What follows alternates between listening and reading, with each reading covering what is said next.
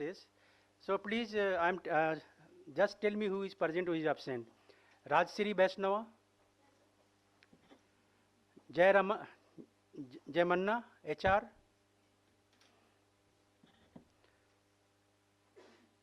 Gangadhar Murthy,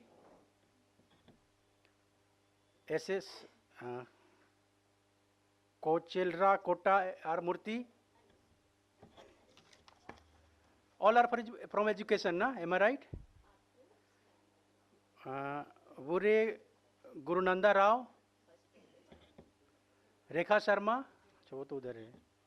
Payal Thauri. Then we have invited a speaker from here only, Maya Gupta, Sujata, and Abhay Kumar Srivastava, yeah, Rashmi Tyagi,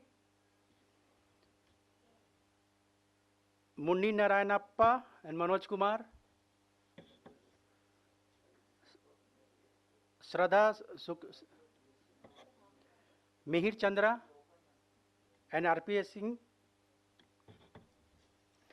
So we have, as symposium speaker, we have 1, 2, 3, 4, 5. So I will request when madam will come, then I'll club all this.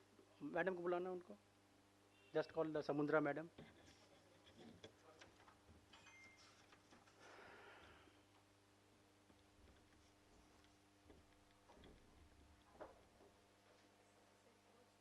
Waiting for somebody. हाँ, मैं ये बोल रहा था ना, वो अभी देखते हैं आपका, देखते हैं हम वहाँ, कोई दिक्कत नहीं, आ रहे हैं, बैठिए उधर आ रहे हैं. कोई बात नहीं, कोई क्या दिक्कत है, उनको बोल दीजिए, कर देंगे, कोई दिक्कत नहीं है. मैडम इधर आइए. There are only 4 till now. There are 1, 2. There are 2 symposium speaker, and 1, 2, 3, 7 invited. So total is 7. So I'll request you when madam will come, tell her to finish in one go. Club the symposium and invite it together. Okay? That's all. And start, madam. देर हो रहा है यहाँ पे. Do it. Sir, उनका number वगैरह है आपके पास? मैंने I don't know. I don't have any number. So others are from which department? Those who are sitting here as an audience or from education? Department of Education. Yeah, ठीक. Okay. I think they are waiting for chairperson. Yeah. No. I am sectional president. I am Professor Manoj Kumar Singh, sectional president, Anthropological and Behavioral Sciences. I am running here, and there. I have to go to Archaeology department. So this is. I have started all the session, but this is late because of the chairperson is coming. Still, we are waiting for some Mittal madam. We must have know. I don't know about. So just wait.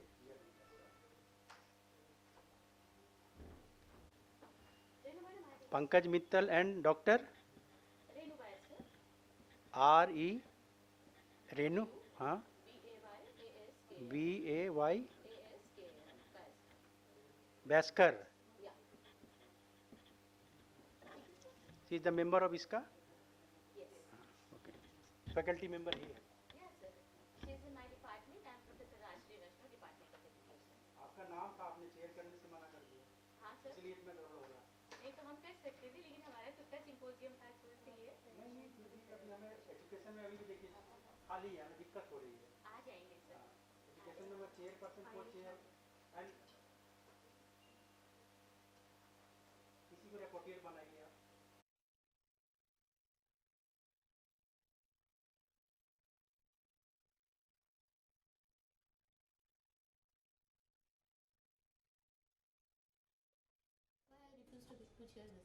किसी और को भी बोल सकते थे, लेकिन उनका ऐसा कहना है कि एजुकेशन कोई पर्सन चाहिए. हाँ, तो मैं एजुकेशन वाली हूँ. Madam is also from education. क्योंकि 2:30 बज रहा है. ये ना ऑलरेडी मेरे को फिर क्योंकि मुझे पता है सब परफॉर्म भी किया है कि नहीं किया है, कौन किसके पास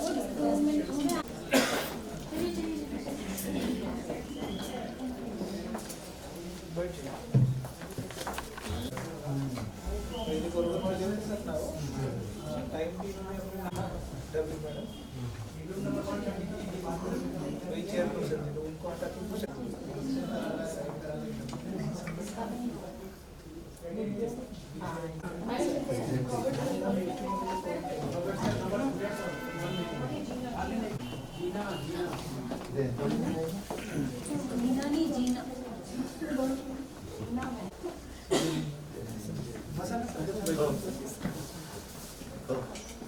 Now I request Dr. Rekha Madam, please conduct the session and introduce the chief guest and chair or co-chair.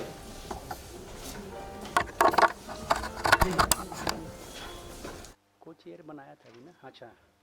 So today the session will be chaired by Dr. Pankaj Mittal and our co-chair is Dr. Renu.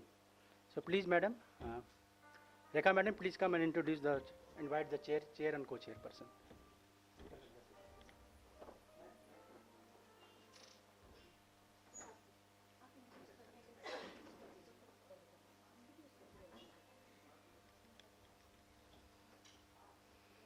Good afternoon, one and all. At the outset, I request Dr. Mittal Madam to please come on the dais. I also request Dr. Renu Madam, the co-chair of this session.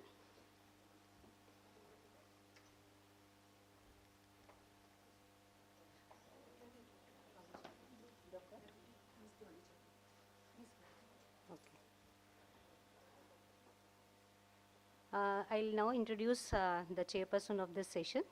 Let me first thank her profusely for accepting for chairing this session. Thank you so much, madam. Dr. Pankaj Mittal, madam, she is a well-known faculty in the field of fraternity, education fraternity.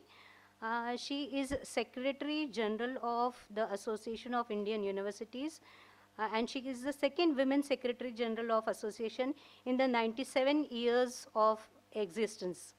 Prior to joining AIU, she has been serving the higher education sector, especially university education, for more than 3 decades at the apex regulator of higher education, the University Grants Commission of India. Dr. Mrs. Pankaj Mittal is a Fulbright scholar and has been a topper in MSc and PhD in agriculture statistics from IARI, New Delhi. She has a wide-ranging experience of more than 3 decades in higher education, in policy planning and management of higher education. She is also Chief Commissioner Guides of Bharat Scouts and Guides.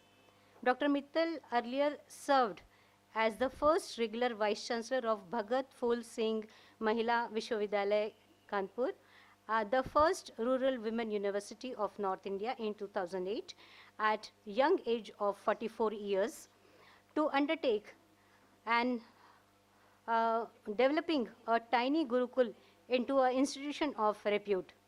Dr. Mittal introduced a series of innovative practices and reforms as the Vice Chancellor of the only rural residential multi-faculty women state university of the country, imparting education to 7,000 girls from KG till PhD level in the holistic manner. During her stint as Vice Chancellor, Dr. Mittal transformed the Gurukul into a university which is now on the international map. Her contribution in institution building, coupled with blending of traditional and modern education, is an exemplary contribution towards promotion of rural women folk in the unique manner. She has visited number of countries like USA, Canada, United Kingdom, Australia, Mexico, China, and so forth, to name a few, for academic purposes, for presenting papers in international conferences, and for academic exchanges on behalf of UGC, AIU, and the other universities. Dr. Mittal had led a delegation of 15 vice chancellors to UK for academic collaborations. I welcome you, madam, in this session. I request, yes, madam, to please welcome Mittal, madam. Aparna, madam.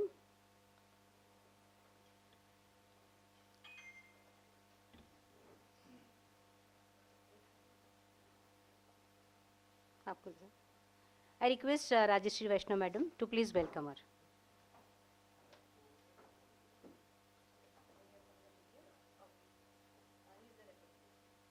Okay.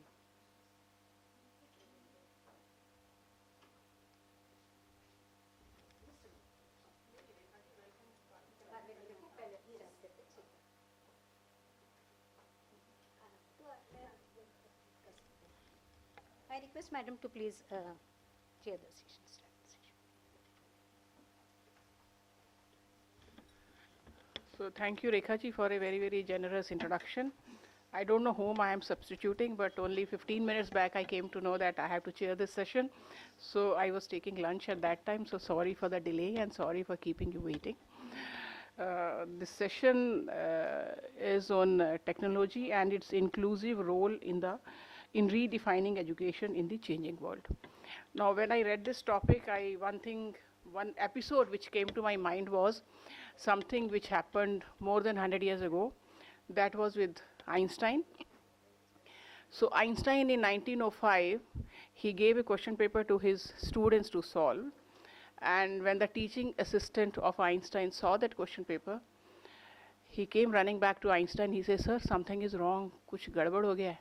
He says, "What happened?" He says, "Sir, something is wrong because this is the same question paper we gave to the same set of students last year also. So there is some mess up. We cannot be giving the same question paper." So Einstein smiled and he said, "Kuch gadbad nahi hua. There is no mistake. Questions are the same, but the answers are different." Why? Because in 1904, Einstein published 4 papers, which are called the Annals of Physics Education, which was on theory of relativity, Brownian motion, E is equal to mc square and all, which changed the very paradigm of physics education. So therefore, the questions were the same, answers were different because he wanted to see whether his students have really gone through those papers, they have understood those papers. So answers were totally different after those 4 papers were published. Similarly, why I'm telling this story is because in today's time also, we are drawing a parallel from that. Pre-COVID and pre-NEP 2022, pre-NEP 2020, and post-COVID and post-NEP 2020, questions are the same: what to teach, how to assess and evaluate the students, but the answers have totally changed. So similarly, I mean, I'm just drawing parallel from that. Why? Because especially on how to teach. So earlier when COVID came, you know that like I was in Association of Indian Universities and we are looking after more than 900 universities. And all of a sudden all the universities and colleges were closed. And it was looking as if it will become a zero session. But then thanks to all the teachers, I mean, I really salute all the teachers.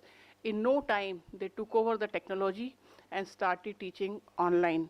And similarly, the students also started learning online. Till that time, because she was telling me I am from University Grants Commission, and we have been telling the teachers to adopt technology for teaching learning for a long time, but there was a lot of resistance. But in no time, I mean, within 1 or 2 months, I saw every teacher teaching online. I don't know how could they learn overnight, but they started teaching online using the technology. So that is the power of technology. And now that the COVID has gone, well, we hope so. The technology is not going to go away with COVID, it is going to stay. And if you see the national education policy, there also a lot of emphasis has been given to technology in teaching, learning, in assessment and evaluation, in governance of the universities. And without technology, we are feeling that it is very, very difficult to teach, and technology also to the very advanced level. Because when we speak, say, I was also dealing with SWAYAM, which is the India MOOCs platform. Rekha ji has prepared a very good course in SWAYAM, and she has something like 15,000 learners who have already undergone that course. So when SWAYAM also we made, there was a problem because many a times the teachers used to say, how can we teach a camera? I mean, it's very easy to teach a student because you can have a response back. I mean, it's a give and take sort of thing. You say something, you see the response. Camera doesn't give any response. So I saw the best teachers, they were not able to teach online because they were used to teaching in a class where live human beings were there. So this dead dog, this dead thing like camera, it's very difficult to teach. So we had to arrange training sessions for the teachers to prepare e-content so that they know how to face the camera, how to teach online.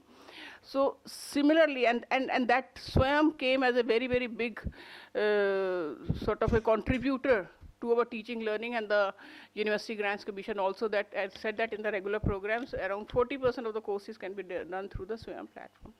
So what I want to say is that teaching learning through technology, using technology even for personalized learning. When I say personalized learning, I mean that in a class of say 100, when the teachers are teaching, the level of each student is different. The teacher cannot be teaching according to each student's level. So the teacher thinks of the general level, average level, and the teacher is teaching. So some are greatly benefited, some are not benefited, some don't understand at all. So in personalized learning, which can be done using technology and artificial intelligence, the lessons will go to the student according to his or her understanding, not the same lecture will go to everybody. So like this, there are so many, I mean, because there are many speakers, I don't want to go on speaking on technology, but personalized learning is there, assessment and evaluation. You saw that 3-year examination which we take at the end of the semester, how difficult it was to take it during the COVID. Because offline we could not take because of COVID, and online there were so many issues, starting from the availability of infrastructure till the proctoring of the examination, how to ensure that the students are not cheating.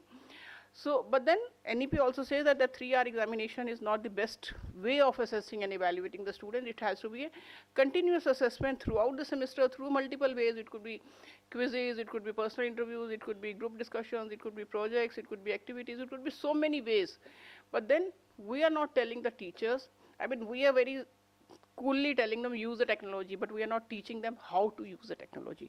How to use the technology for teaching learning, how to use the technology for assessment and evaluation, how to use the technology for even research methodology. So we are not teaching that. So one more thing which I would like to share is that at Association of Indian Universities, we have opened 10 centers. So if there are faculty members here who want to know that how they can use the technology for all these things, you can attend the courses there. You will be greatly benefited, starting from how to make a presentation, how to use various features or tools which are available in PowerPoint itself, but we don't know that they are there, to make the presentations more exciting, how to use personalized learning. So many things you will be learning in those courses. So if you want to do that, do visit AIU website, and you will be having many, many courses to choose from. So with that,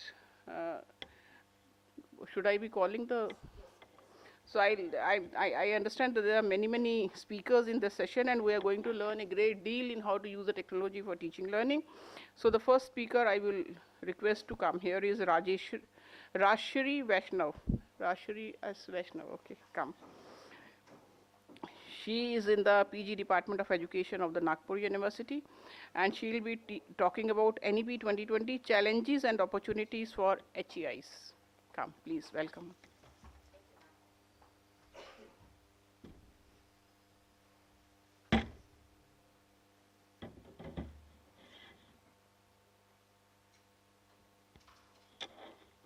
A very good afternoon to one and all.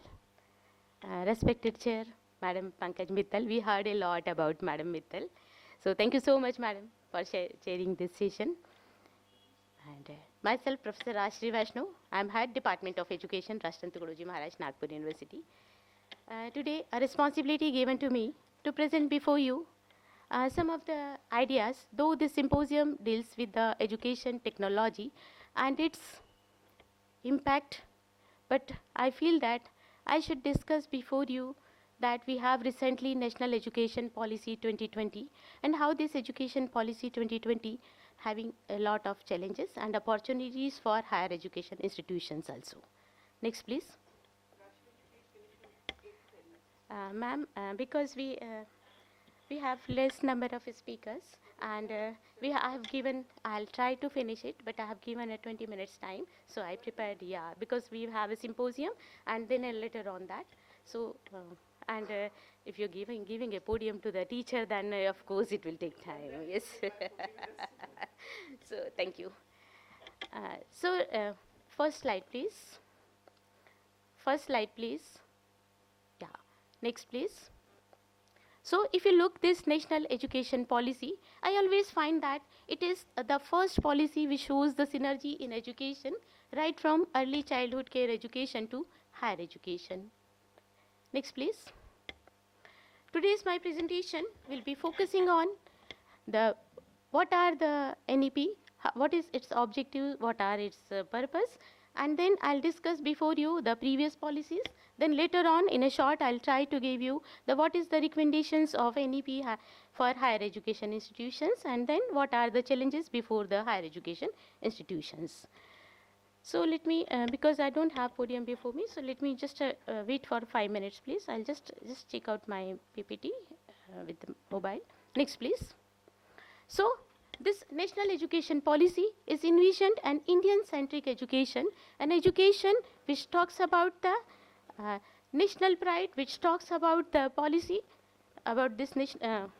Just a minute, please, because I'm not able to see my PPT. Yeah. So I think you will take the mic. Yeah, that will be better, ma'am, because you know, standing on a podium and doing all these things will be difficult for me. So thank you. No, no,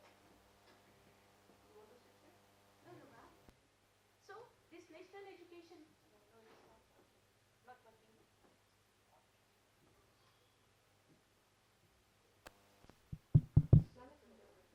चल रहा है?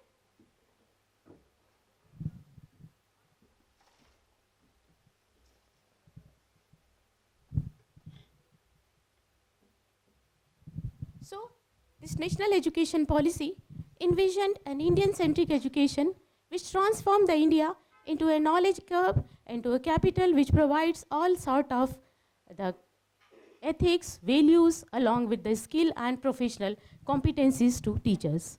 Next, please. So, if you look at this national education policy, that means to develop creative potential of each individual, that look into cognitive foundational capacities and literacy and numeracy, along with cognitive higher order capacities like critical thinking and problem solving. Then social, ethical and emotional capacities and depositories is also one of the very, very important aspect of this national education policy. Next, please.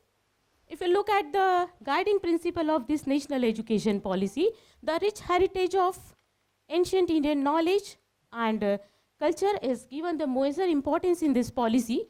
Then the pursuit of knowledge, GAU1, wisdom, and the truth is given the supreme importance, that is the higher goal of. If you look at this national education policy and see the guiding principle, in our ancient system of education, we have the highest realization of self, and knowing the self is the major aspect of this. So this education policy deals on that aspect only, that by giving the all sort of realization of self is the one of the major emphasis and major guiding principle of this policy. Next, please.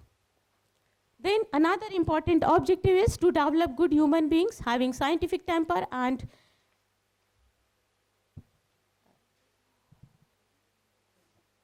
it aims to produce energies. I feel so sorry that I'm not able to see my PPT. So instead of going with the PPT, I'll go with a normal way. Okay. That will be it. So now, this national education policy talks about to develop good human being with scientific temper and creative imagination. What does it mean that a person should have a scientific temper along with the creative imagination? Then it aims to produce engaged, productive and contributing citizen for equitable, inclusive and plural society. It also provides quality institution and quality education to all. Next, please. To achieve economic and social mobility, inclusion, equality as one of the as per the local and global needs of the education. To develop self-confidence, self-knowledge, feeling of national pride and its strong ethics of India is another one of the objective of this national education policy. Next, please. If you look at the previous policies, because you know, whenever we go for a new education policy or for a new policy, we should always be remember that where we were, where we are and where we have to go.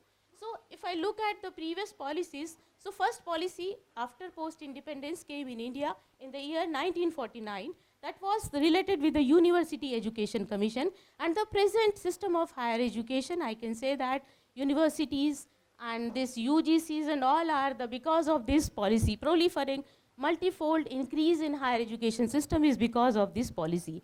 Later on in the 1966, Secondary Education Commission came.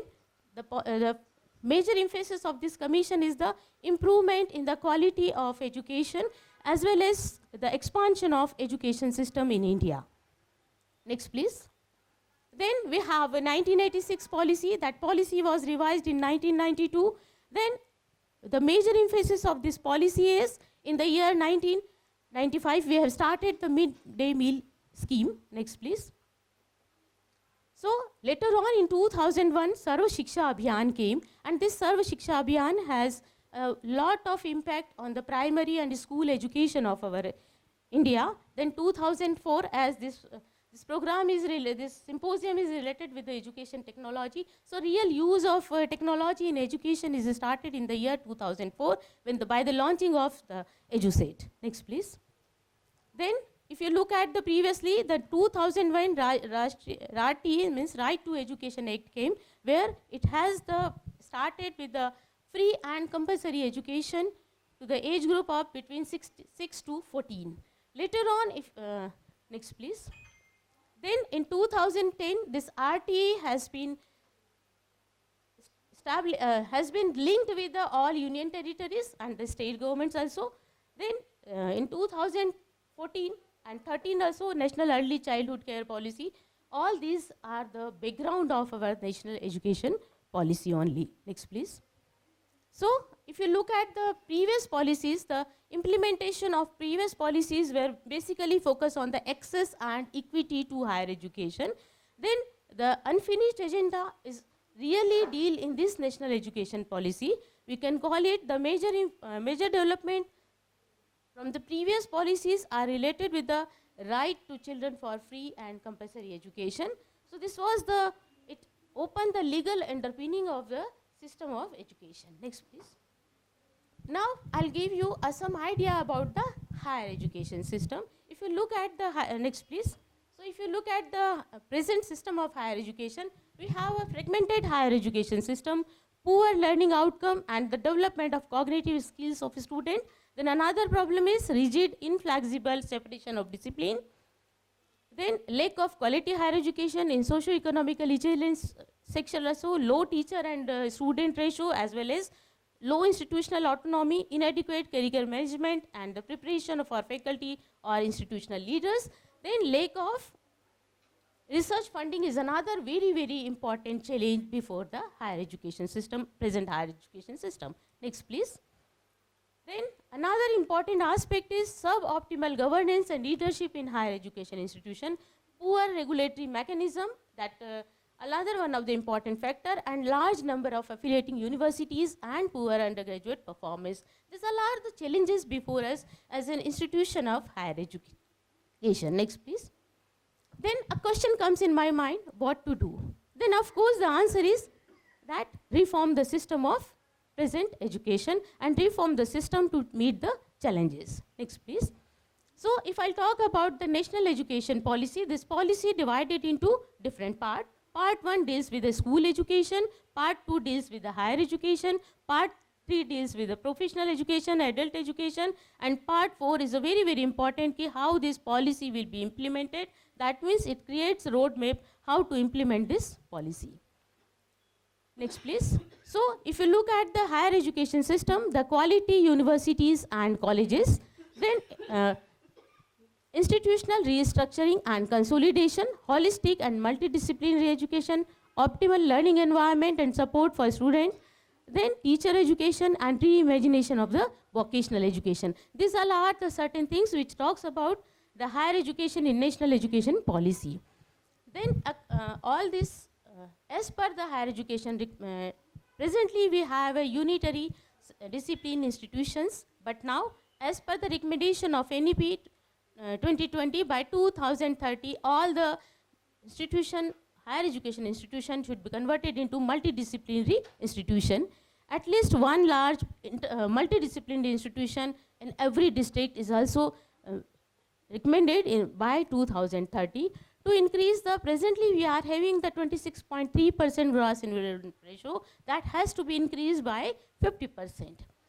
Then another very important recommendation is we will not have a single stream higher education institution, because if you look at the present scenario, you will find that engineering college, B.Ed college or other different institutions where the only one single stream institution is there.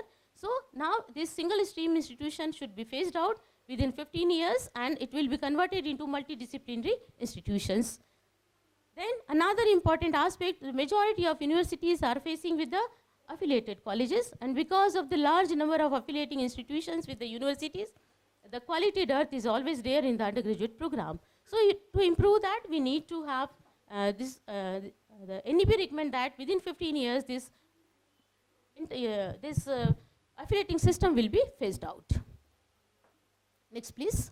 So present we have a big engineering institutions, IITs, and all these will be converted. They are giving the education in the only for the engineering. But now, as per the recommendations, this IIT will be converted into a multidisciplinary institutions where the more emphasis will be given on the science, as equal emphasis should be given to the science as well as the arts faculty also.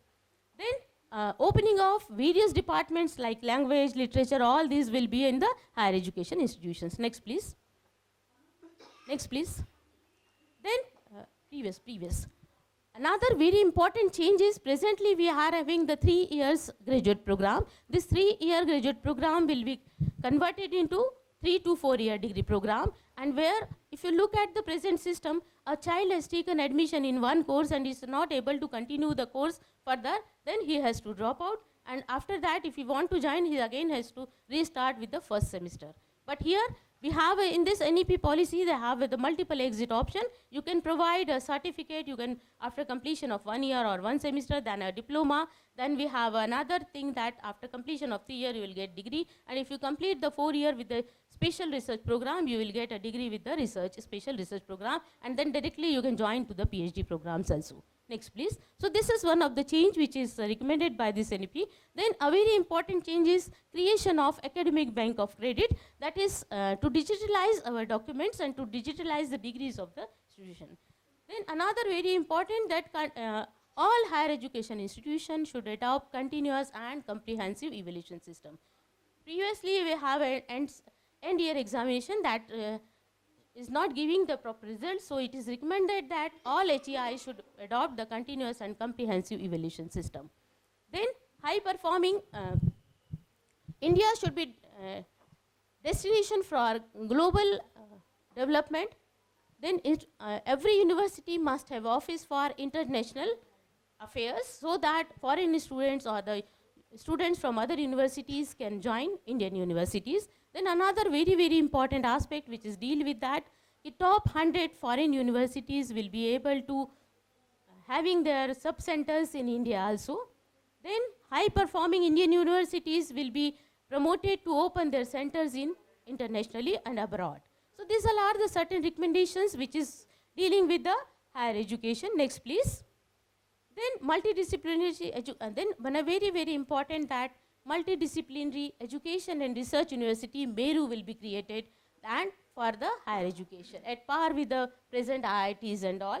Then public and private funding in higher education will be increased. If you look at the present funding in higher education, we have the majority of the government funding, but this NEP suggests that more and more private institutions should be encouraged to have their funding in this.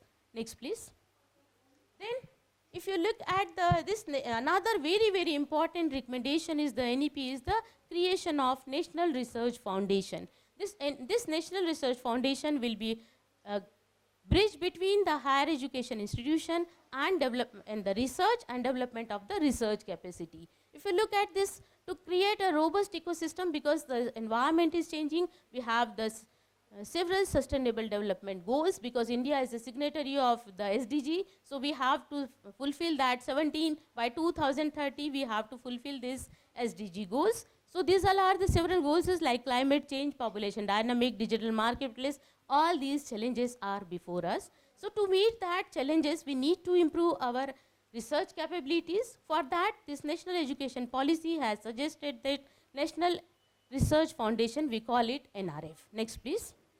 What is the use is to make India leading knowledge society? We have to upgrade our research capabilities. Yes ma'am. Sure. Next please.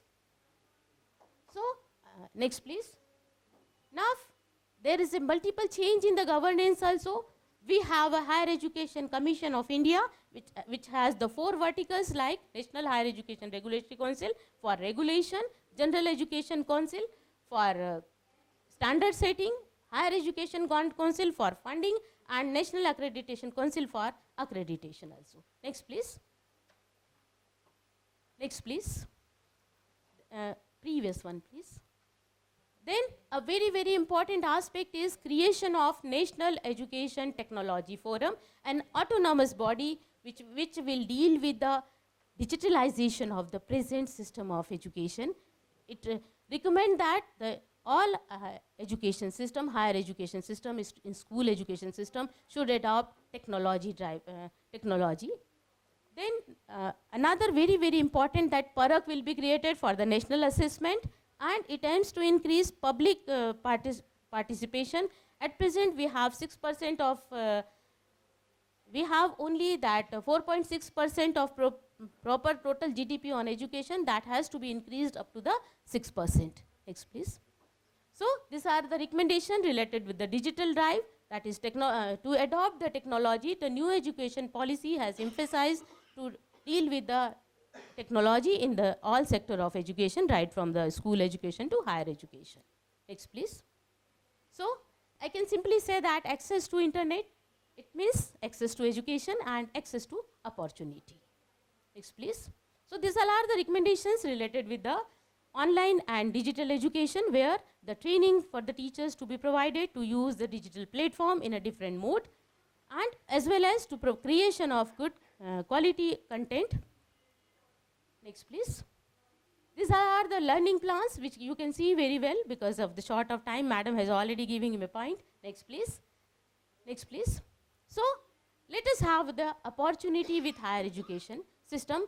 Now as the NEP recommend that no hard separation, that means flexibility in the system, equal promotion of art, science and all, multidisciplinary approach, then another emphasis on conceptual learning, then cultivation of life skills, and another important is the continuous evaluation.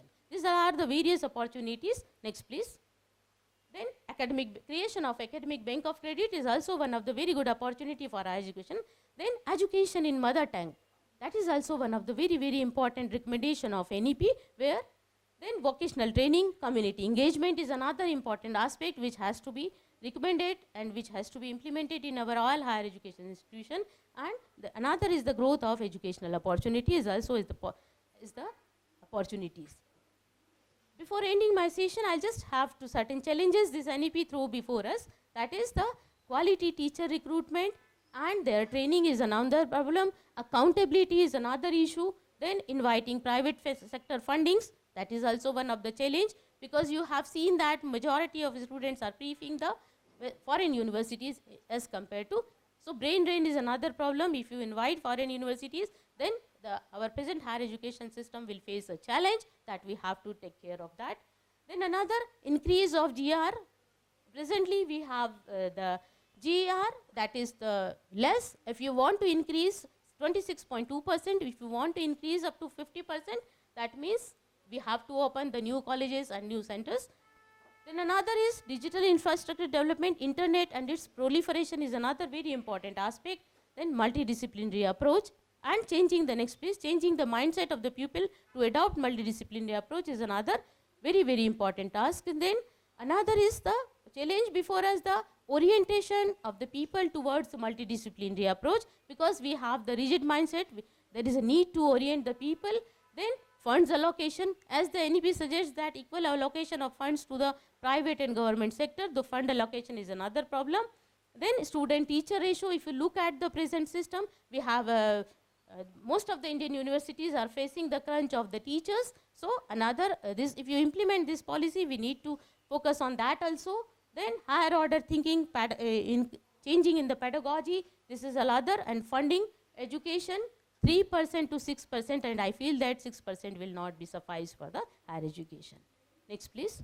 So let us understand this policy and implement in its true spirit, then only we'll be able to implement this policy, because all these policies basically the making of policy is a different task, but implementing in its true sense is another very important challenge before us. So we as a part of the higher education institution should look in this aspect also. Thank you so much.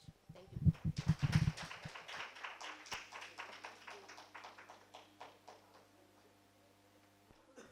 Hello. So thank you, Rajshri-ji. You have explained the national education policy in quite a detail and even the policies leading to national education policy. So thank you very much. Now let me invite Dr. H.R. Jayamma. Are you there? Yes. Dr. H.R. Jayamma is from the Department of Education, Bangalore University. And she'll be talking about a study on professional competence of secondary school teachers in relation to their interest in teaching.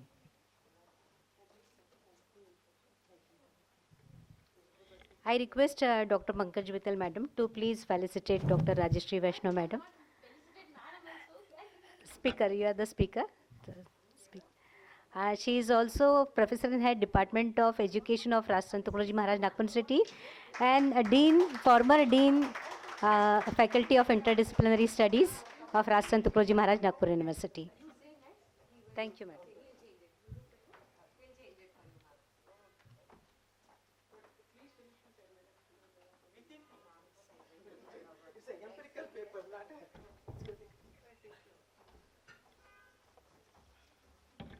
Plenary.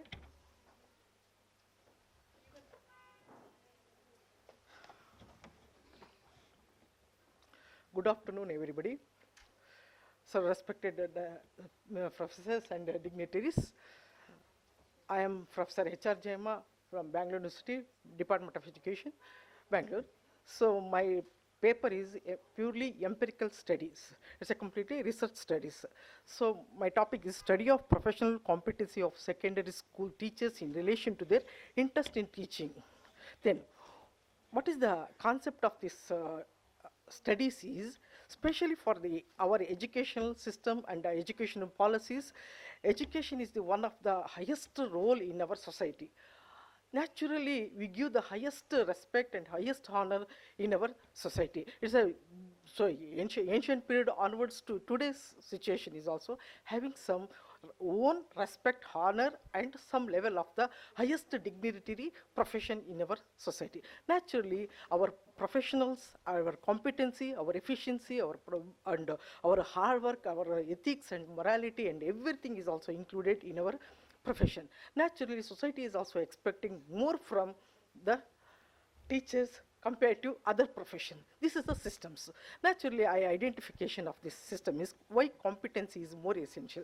So according to this, education plays an essential role in all-round development of child and society. Teachers are the most important asset of any educational systems. This is one of the general concepts. Then what about the Kotaris in early 1966 is also mentioned the quality education, competency and character of teachers are undoubtedly the most significant factor for the teaching professions. Especially for the new pass, especially 2020, the two exhorts teachers truly shape the future of our children. In this rapid growing era of technology and communications, teachers are required to improve the competency because of quality of education largely determined by the professional competency of teachers.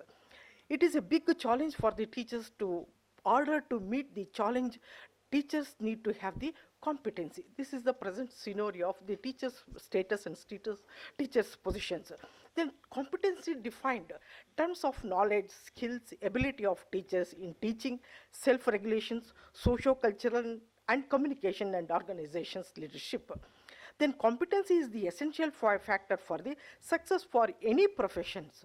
Today's world is very competitive world automatically, and the teacher's role is also significant in this world scenario.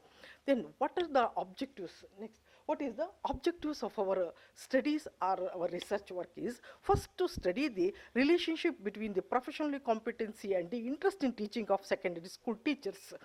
Then nowadays, teaching profession or teacher educators is the second and third option or last options. You know very well. So almost after completion of the degree, majority of the students joining teacher education is the last priority. I don't know all over India, but in Karnataka, it's a last priority. So, because of these reasons, the importance and the level of the, some level, is time up? So this naturally, according to me, so interest is also more important for the profession. So how to identify the interest? Interest nowadays in Karnataka or maybe South India. So I visited so many colleges for the NCT or NCT, and I know the practical or personal opinion about the teacher education is this is the last priority. This is last priority means first give to some other profession, later without any, inevitably to join as a B.Ed or M.Ed. This is the scenario of the importance of teacher education. Why interest is not at all very much not expected level in our present situations. Naturally, to identification of the interest and competency. So competency and interest is also parallel. So because of these reasons, to identify the objectives of the competency and interest is to study the relationship between the professional competency and the interest in the teaching of secondary school teachers. First to teach us the important, our interest is also, even so many people or so many students first examine these students, especially in the degree college students, to give the opinion for the administrative profession or some other profession, even clerical profession. Not priority go to teaching profession. This is the scenario. Because of these reasons, the integrated courses is more appropriate, more essential, and more suitable in this scenario. That is also one of the solid and complete degrees are very essential for the teacher education. First objective. To second objective, to examine the influence of sex and marital status of the professional competency of secondary teachers. Then what about the examine, why the examine of the influence of sex? Sex is especially in our profession, teacher education, even earlier, before Independence Day, even after Independence Day, teaching profession is only meant for females. This is the one of the assumption, one of the hypothetical concept. But nowadays, male percentage is also increases. So many reasons. So earlier days, the teaching profession is only meant for the female. That is a declared matter. But why the males is also included in these professions? This is also one of the questions. Then what about the marital status? Then to examine the marital status of the professional competency of secondary teachers. Marital status, married and unmarried. So married are having high competency, high interest, or unmarried are having the high competency and the interest. This is the to identify the concept or differences or relationship is also there. Then what about that? To assess the effect of professional levels of interest in teaching and the professional competency of secondary teachers. This is also one of the levels to identify the levels: low level, higher level, and average level. These are all the three levels are to identification of the low level, how many teachers are expecting, high level teachers are high interest, how many people are low interest and automatically low competition. These are all the, then what about the hypothesis of the statement of the hypothesis? There is no significant relationship between the professional competency and the interest in teaching of secondary school teachers. This is the one of the, it's completely null form and null hypothesis. There is no significant differences in the professional competency of secondary school teachers with regard to their sex, and there is no significant differences with the professional competency of secondary school teachers with regard to the marital status. Then there is no significant differences in the professional competency of secondary school teachers working with the different levels of interest in teaching. This is the one of the hypothetical. This is all null form. Then what about the methodology we are applying in this articles is, we identify the 100 teachers, secondary school teachers, to identify the sample in this research work, especially in the Bangalore district. I selected the simple random technique we applied. The professional competency scale and interested scale is also developed by myself and my students. And another one is the present products as a correlation is also applicable for the analysis to identify the hypothesis statements. Then what about the analysis of data and the results? Then especially in the results of pertaining the correlation analysis of pertaining the dependent variable is the competency, then independent variable is the interest. So competency is the competency and interest is also one of the highest relationship. Is maybe a negative relation or maybe a positive relations. But according to my research, it should be a 0.372. It's one of the significant factors for 0.01 level. So naturally, from the table 1 is obtained, 0.372 is the greater than is the, automatically there is no significant relationship between the professional competency and the interest of teaching in secondary school teachers. The selected variables have positive relationship. Positive relationship is also, we identify the statistical treatment. According to these factors, a high competency, high interest, automatically competency level is also very high. Because of this reason, positive relationship is also there. Then what about the negative concerns? Automatically less lead interest, so less competitive persons. These are all the negative concept of the negative relationship between the two variables. This is because of this two concept to identify the positive relationship between the two variables. Then another concept is professional competency of secondary school teachers due to variation of the sex. Sex is nothing but the male and female. Especially male number is very less. Female is also 75. This is the one type of the identification of the teachers' importance, or teachers selected the schools and profession. This is also having the significant relationship between the two variables. Here, according to these studies or according to statistical treatment, obtained there is a significant differences in the professional competency between the male and female teachers.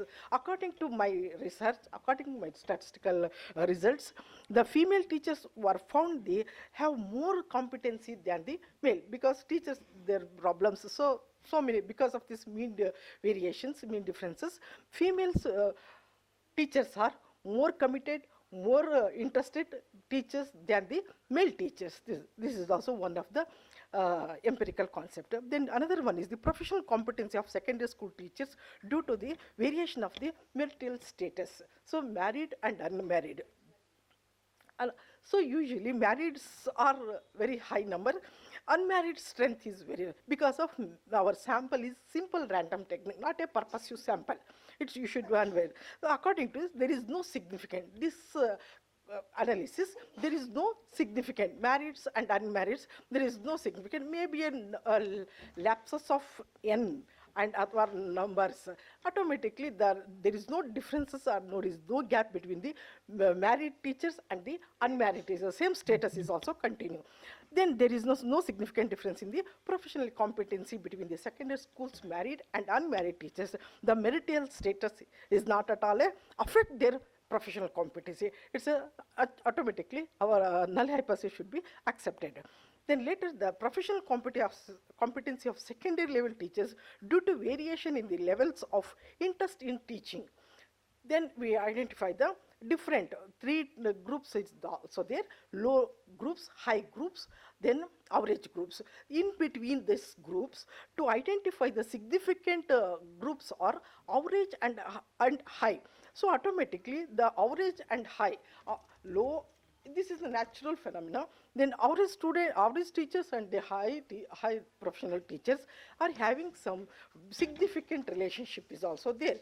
Because of these reasons, professional competency, there is a significant differences between the professional competency between the teachers having high levels of interest in the teaching of low and average level. This is the, anybody can assume, anybody can hypothetical factors. These are all the four identical empirical study for our research. Then what is the findings of this research is, there exists significant positive relationship between the professional competency and the interest in teaching of secondary school teachers. There is a significant differences in the professional competency of male and female teachers. There is no significant in the professional competency of secondary school teachers, married and unmarried. There is significant difference in the professional competency of secondary school teachers working with the different levels of interest in teaching, that is the low, average and high levels of the interest of the teaching.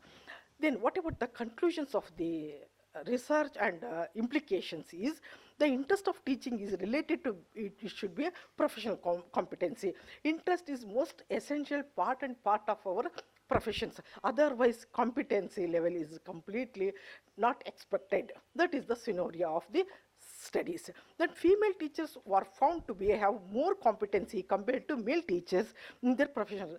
Naturally, so many factors is also influence for the female teachers. I don't know, maybe female teachers are highly committed, or female teachers are having some own responsibilities and own ethical and morality is very strong than the male. So it's not my statement, this is the, according to my research, this is one of the female teachers is highly committed than the male teachers. Because of even males are having so many factors that politics, maybe social, and so many. But female teachers is even females' responsibilities. Female have more roles, personal role and the professional roles. But male is having only one role, that is called as professional role. But females are having two roles. So personal life, that is the highest dedication for the profession. This is one of the time of. Okay, that is also one of the authentic and reality of our professional lives. Then teachers who possess high interest in the teaching have more professional competency. This is a natural concept. In the plain place that what is the school should provide the good teaching atmosphere for the cultivate the interest of teaching among teachers community and thereby the motivating them to higher levels of the professional competency. These are all the especially for the school atmosphere and organization climates, and some system should be encourageable, some system should be not only encourageable, it should be to provide the facilities for maybe infrastructures wise or psychological factors wise or social factors wise, and management, administrators and the systems. Each and every wings and dimension is also responsible for the committed for this profession. This is my authentic and empirical research work for the teaching professions. Okay, thank you. Thank you, Professor Jayamma. Very good presentation and a very good empirical study. And it was obvious women are better. This is the reality of this research. So that has come out from your research also. So thank you very much.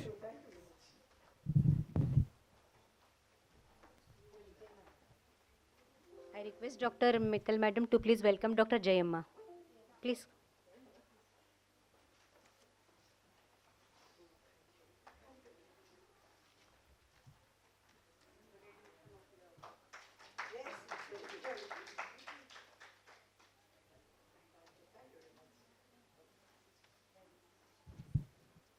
Now may I invite Professor K. Ganga Dharma Murthy.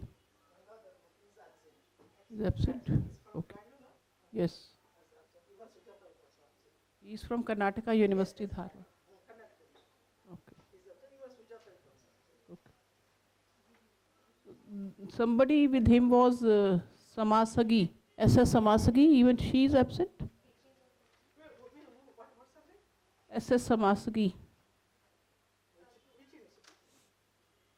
Karnataka University, both are not there. Okay. Okay. So now let me invite Professor V.R.S. Murthy, K. V.R.S. Murthy.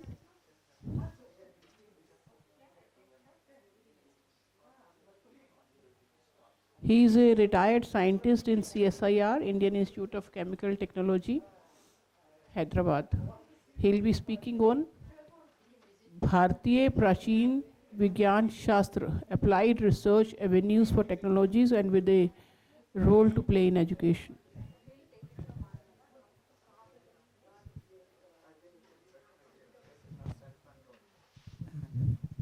Madam, I want at least 20 minutes because I had a lot of stuff to.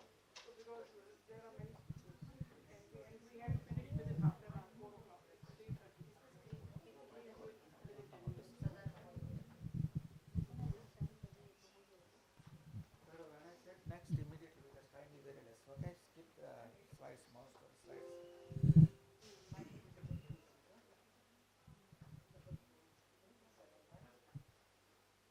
Madam Chairperson, Co-Chairperson, ladies and gentlemen. Today, I would like to bring to your kind attention, I'll take back you 5,000 years to 10,000 years back. Prachina Vijnanam was there at that point of time. You see, Vedic literature, where, I have to see like this now. Vedas are being the source of creation to our knowledge. And this knowledge, next please, Vedavyasa is the actual architect for these Vedas. Next please. And Hinduism is one of the oldest but still more scientific and modern, that if we apply for the Vedic culture. Next please. We have 4 Vedas, Rig Veda, Yajur Veda, Samveda, Atharvana Veda, apart from Mahabharata and Ramayana, all these literatures, Puranas. It gives a lot of science. We discuss only in science on Vedas. People are in the sense that Vedas are only the scriptures studied in the temples and in the old age. No, it is the science, pure science. Next please. And lot of Vedas, Rig Veda, we used to have a lot of this one. We lost so many and just we left with very less. And all these things have had the British rule, colonial rule, all that these things have been transferred to other Western countries. Next please. And classification of post-Vedas and Upavedas and Yoga, Nyaya, Vaisesika, all these sciences are there in this and the Vedic script like the Krushi, Vriksha Shastra, Loha Shastra, Rasa Shastra, Yantra Shastra, Vaimani Shastra, Bhugarbha Shastra, Ganita Shastra, all these sciences are in these scripts. Next please. The Vedas are, Abdul Kalam said, Vedic and post-Vedic literature have a tremendous amount of scientific knowledge, which will be extremely beneficial for humanity. For creating a faith in this document, there is a need to establish the dates of creation of Vedas and Upanishads so that they are transformed into historical events. The use of modern technology has facilitated researchers to prove an indigenous origin of civilization in the Indian subcontinent.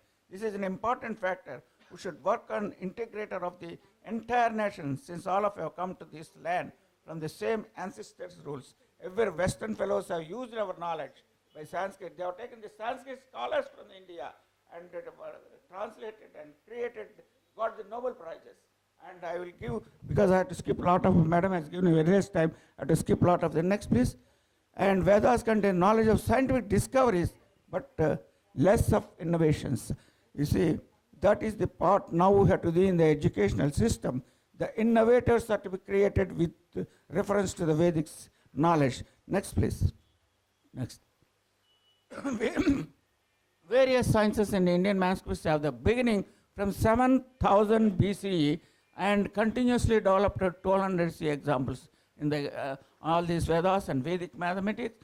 Ayurveda, Charaka Samhita and Sushruta Samhita and Vaiseshika, Bhaskaracharya, advanced astronomy, Siddhanta, Shiromani, Sriranga Samhita, Rasa Shastra, everything, what not, everything is there. Next please.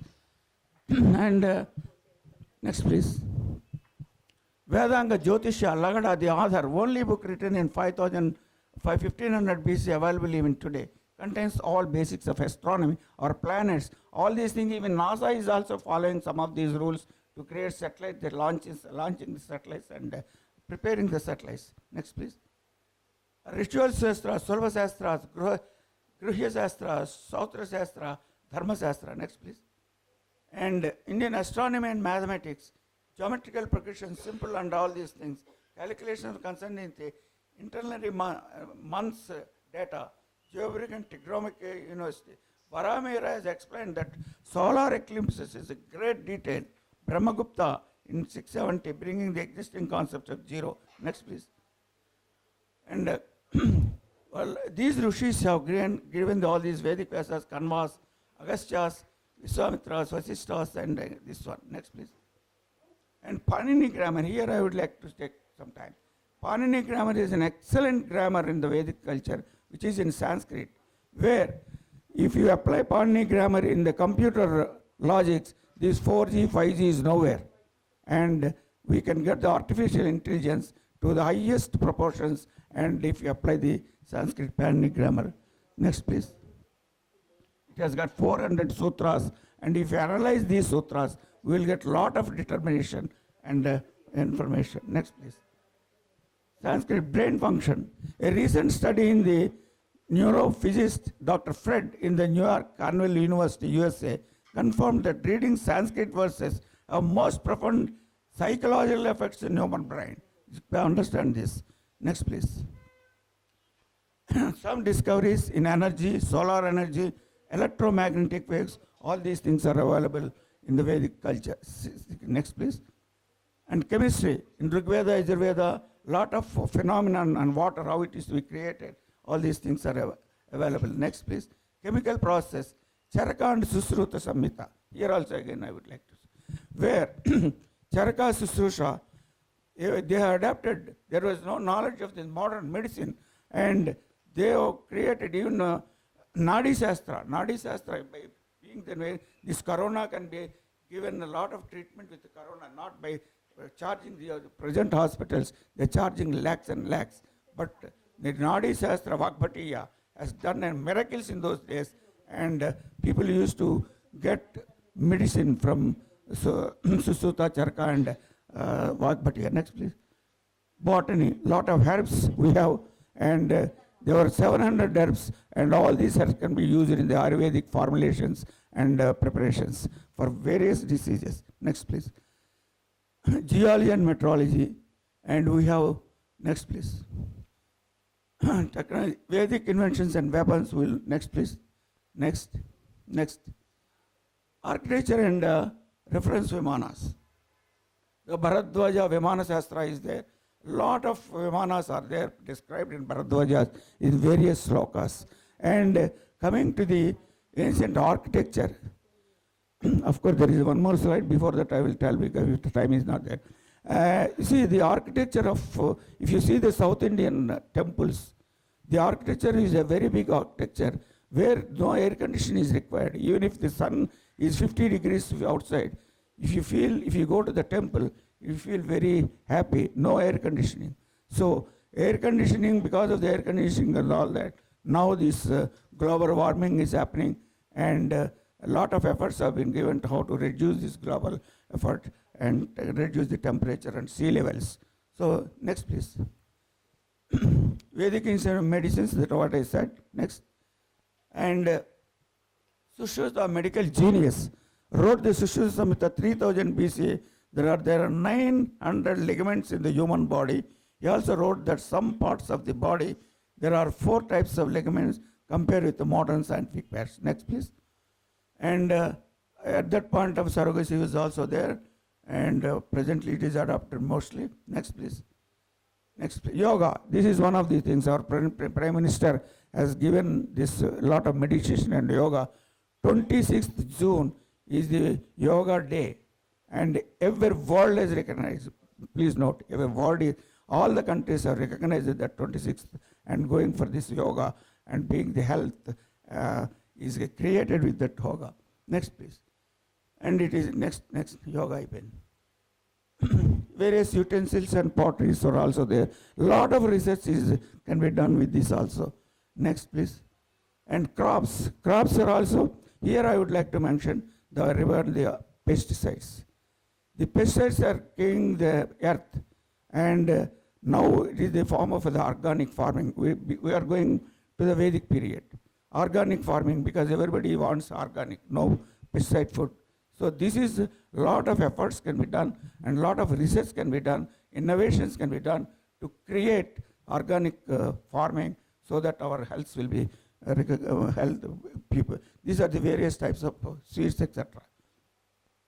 Next, please.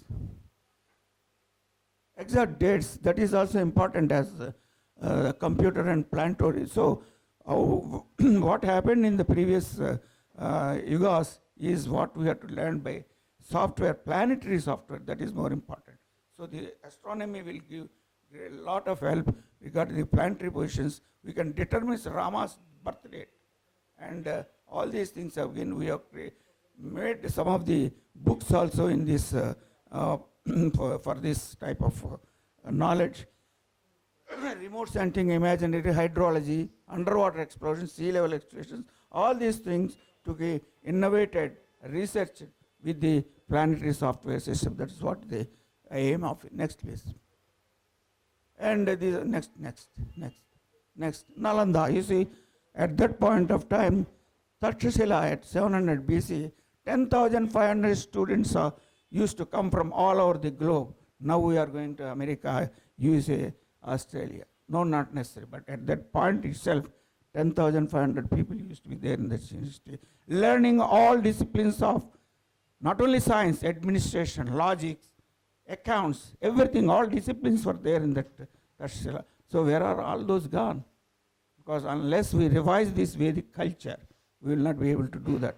So that what we are recommending, requesting the UGC and the Government of India, Ministry of Education, so that this type of knowledge to be created in the secondary level itself, so that the people will understand what is our culture earlier and how we are behaving, how the modern society, because of the very good technologies, what we get the technology today, with the cell phone and very high level, high focus. We never imagined that at this age of 76, I'll see all these things. But this type of to be lot of pollution and environment. That is another biggest problem. So that is to be controlled with adopting the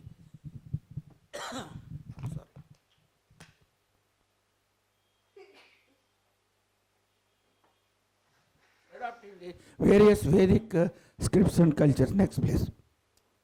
You see, Manchester University confirms that Newton stole the laws of motion and gravity theory from Hindus. What more you require? And they have stolen all these things. They itself, even Kannada, laws of motion of gravity, and why do objects move, why do they fall? All these things were there in our Vedic culture. So these are the various type of another 2 minutes. Next. These are the various scripts, the Dhanurveda, Upanishad, Ganit Shastra, Khagola Shastra, Nakshatra Shastra. Next, Rasayana Shastra, physics, cosmology, agriculture, metallurgy, animal engineering, dance and music, Nyaya Shastra, Viduraniti, Jyotisha Shastra, Niti Shastra, administration, and many such scientific and administrative knowledge can be got, re-research to be done, and innovative things to be created to them on our youngsters, so that these things can be adopted for better administration, better health, better knowledge, and better living. And for that, book search is very important. Lot of books are available across the country, where Benares in the university, we have a traditional knowledge in CSR, Council of Scientific Industrial Research, New Delhi. And the traditional, they are monitoring all these areas of functioning and preserving all these type of books and projects and all these things. Next, please. And similarly, in all these physical sciences, next. Next. These are the, I don't want to read all these things. These are the, for your sample, I have given some of the scripts from the Vedic culture of Rigveda, Yajurveda, etc. Krishna Yajurveda. Next. So these are the various, I will not go detailed because another 30-40 slides are there.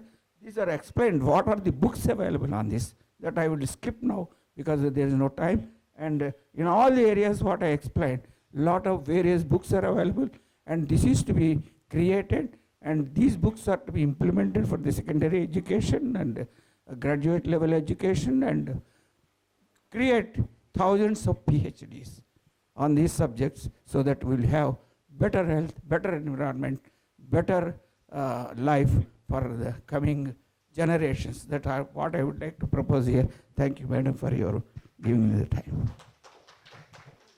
Thank you, Dr. Murthy. Very, very well explained, and I think your presentation is very rich. If you can share it with others, it will be very good for all. Thank you.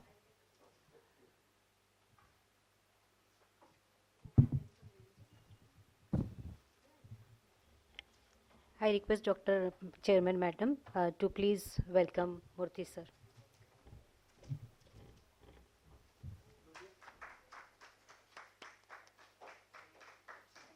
Thank you so much.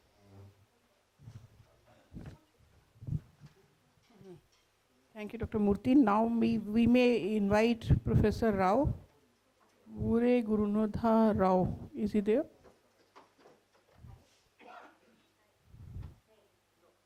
Okay.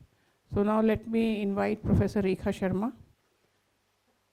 Rekha ji, she has.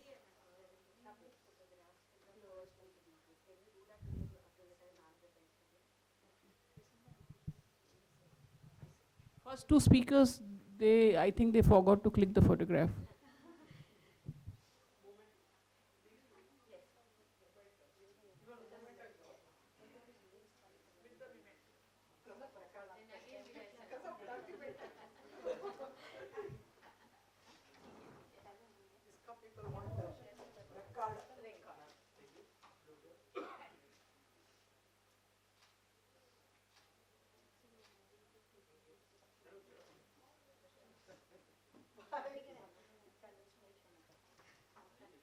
Nice opportunity to get it again. लीजिए ma'am.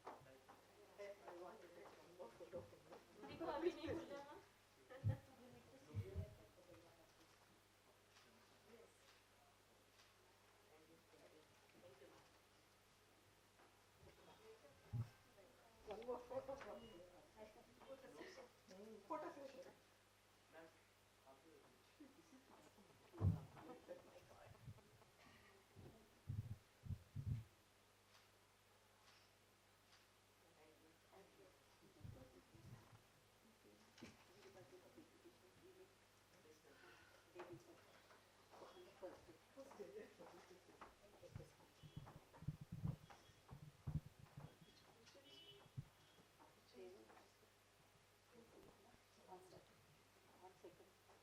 Rekha is from UGC HRDC, Center of Nagpur University, and she will be talking about centric Swayam, Learner-centric. Swayam massive open online courses in higher. Thank you so much, madam. And the topic which I will be speaking is very near to your heart. And you have been the mentor for this, since I have prepared one of the lectures for Swayam MOOC. Next, please. Not one of the lectures, one of the courses. One of the courses, yes. Yes. The topics which I'll be dealing with are, first is pedagogical approaches, then learner-centric approach, then massive open online courses, then learner-centric MOOC model, and finally Swayam, study webs of active learning for young and aspiring minds. Next, please. So let me start with the pedagogical approaches. Next, please. We know that there are three pedagogical approaches. One is behaviorism, where learning is teacher-centered and use of direct instruction and lecture-based lessons are there. Second is constructivism, where people learn through experiences and reflection. And third is social constructivism, where a blend of two priorities, that is teacher-guided and student-centered approaches are there. Next, please. Now, let me also tell you about teacher and student-centric learning approach. In the first image, you can find that the teacher is with her knowledge and experience is teaching to the students. And in the second, with the teacher is teaching, but the experience, beliefs and knowledge of the students or the learner is also collaborating with the learning process. Next, please. So teacher-centered learning is next. Teacher plays important role in learning process. Teachers are information providers or evaluated to monitor students to get the right answers, yet students are viewed as learners who passively receive information. And student-centered learning is students' activities are important indicators in learning process and quality of learning product. Next, please. Now, let us come down to learner-centered approach in e-learning. Next, please. A learner-centered approach is one where the complete e-learning experience is focused on the learners. Next, please. For example, the course needs to be very user-friendly so that learners can navigate the course without any difficulty. They should be able to easily access the content of their choice and skip the sections they are not interested in. Then likewise, learners should find the courses relevant to their challenges and learning needs. And the course should include real-life examples that learners can relate to. Next, please. Now, this we all know, there is a four-quadrant approach of e-learning system. Next, please. The first quadrant is next, quadrant 1, which is e-tutorial, which contains video and audio content in an organized form. Next, please. Quadrant 2 is e-content, which includes lectures of video lectures. Next, please. Third quadrant is discussion forum. which is meant for discussion of doubts, opinions and comments with course coordinators and others. And quadrant 4 is self-assessment, which includes questions like multiple choice questions, problems, quizzes related to that particular module. Next please. Then what are the advantages of a learner-centered approach in e-learning? Next please. It improves participation, it improves retention of knowledge, it boosts performance at work, it develops problem-solving skills, it fosters collaborative learning, it makes learning more fun, and facilitates personalized learning. Next please. Now let us come down to what is MOOCs, Massive Open Online Course. So massive open online courses, next please. Massive is when the enrollment number is massive. Then open is there is no mandatory qualification or it is open to all. Then online, it is fully online and need internet connectivity. Then courses are structured, that is of formal learning or curriculum based. Next please. Now these online courses they are aimed at unlimited participation and open access via the web. Next please. Now the term massive open online courses was coined by Dave Cormier and Brian Alexander, and it is a category of online course where the participants are distributed and the course material is also dispersed across the web. Next please. Now, let us now see what are the results of pedagogical limitations in MOOC. Now since MOOCs are all online courses, now there are certain limitations. The first limitation is the passive role of the learner. Second is lack of learner connect and engagement. Third is limited interactivity with course content and peers. And lastly, all of these result in low completion rates. Next please. Now there is a model which has been developed for learner-centric MOOC, and that model is known as learner-centric MOOC model. Next please. Next please. So this learner-centric MOOC model, it collates and translates all integral pedagogical elements of MOOC into a learner-centric dimension.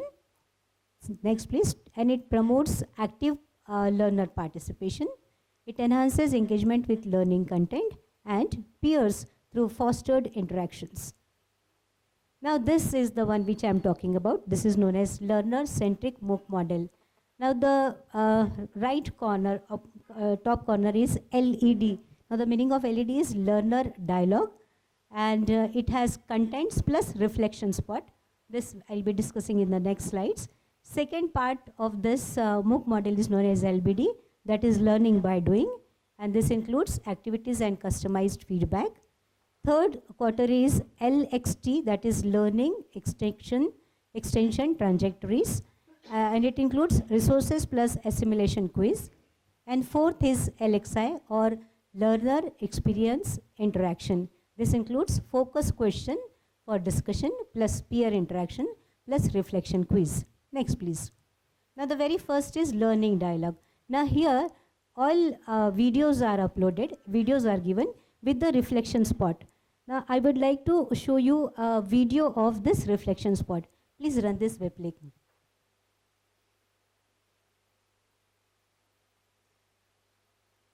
So reflection spot is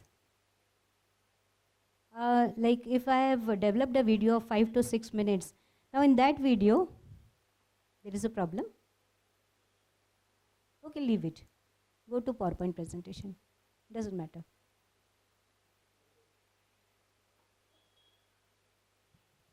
नहीं आप बाहर पीछे रखिए. Take back.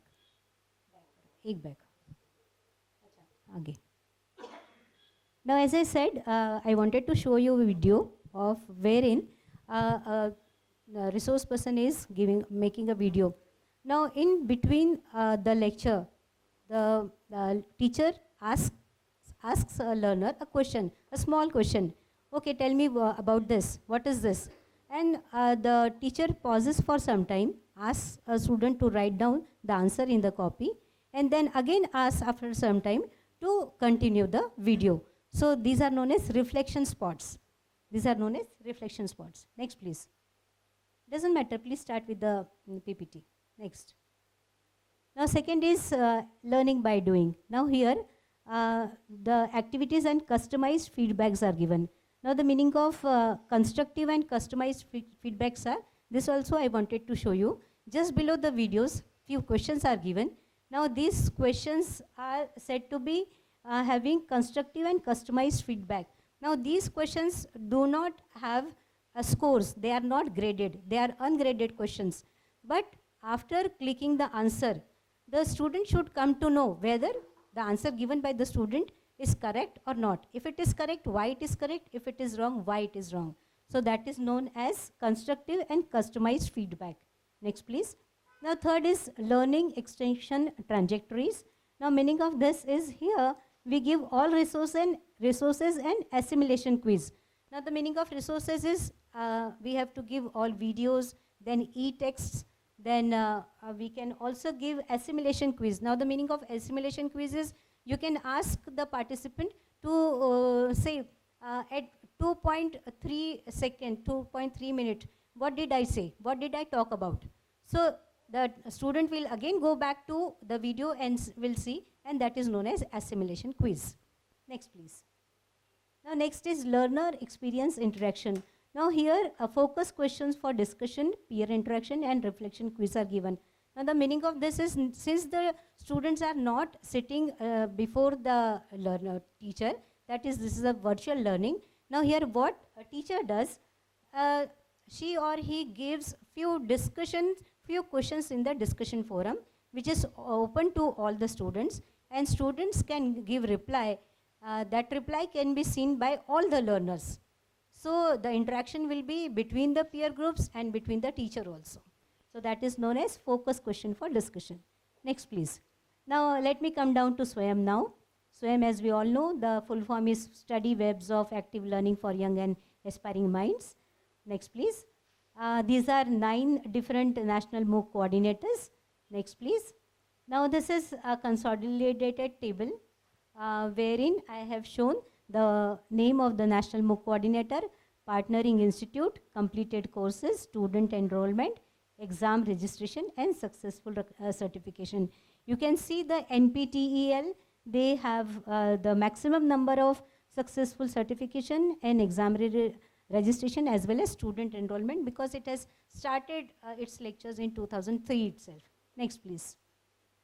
These are all the same data I have given here for CEC, Consortium for Educational Communication. Next please. For IGNU. Next please. For IIM Bangalore. Next please. NCERT. See, there are no exam registration and successful certification because only the videos are open for them. Next please. Again, this is NITTTR, that is National Institute of Technical Teacher Training and Research. This is in Chennai. Next please. And National Program on Technology Enhanced Learning, that is NPTEL. Next please. And University Grants Commission. I am very happy to say, and Dr. Pankaj Mittal madam is also here, and she is the main force behind this. UGC में जो भी स्वयं के courses थे, she only initiated it, and she was head of this e-learning portal and everything. Then Swayam MOOCs. Here I have given the example of my own course, which has been launched through Swayam portal, and this is the 8th time I am launching my program, which has started from 2nd of January. Next please. Next please, this is my flyer, and about 11,845 learners have been, they have enrolled. Now the figure will increase. Next please. Next please.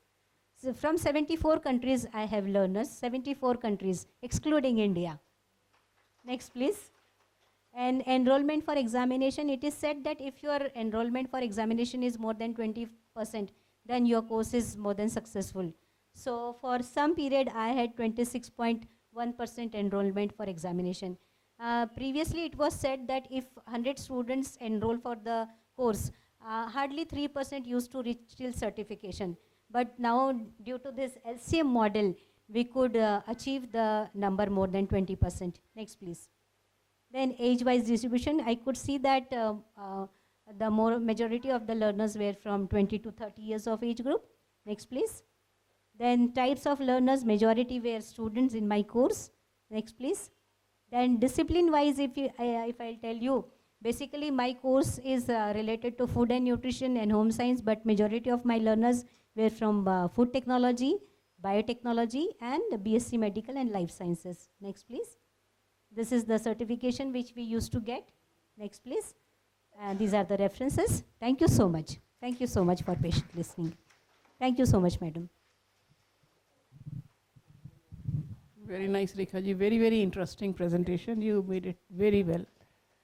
I'm sure everybody must have enjoyed.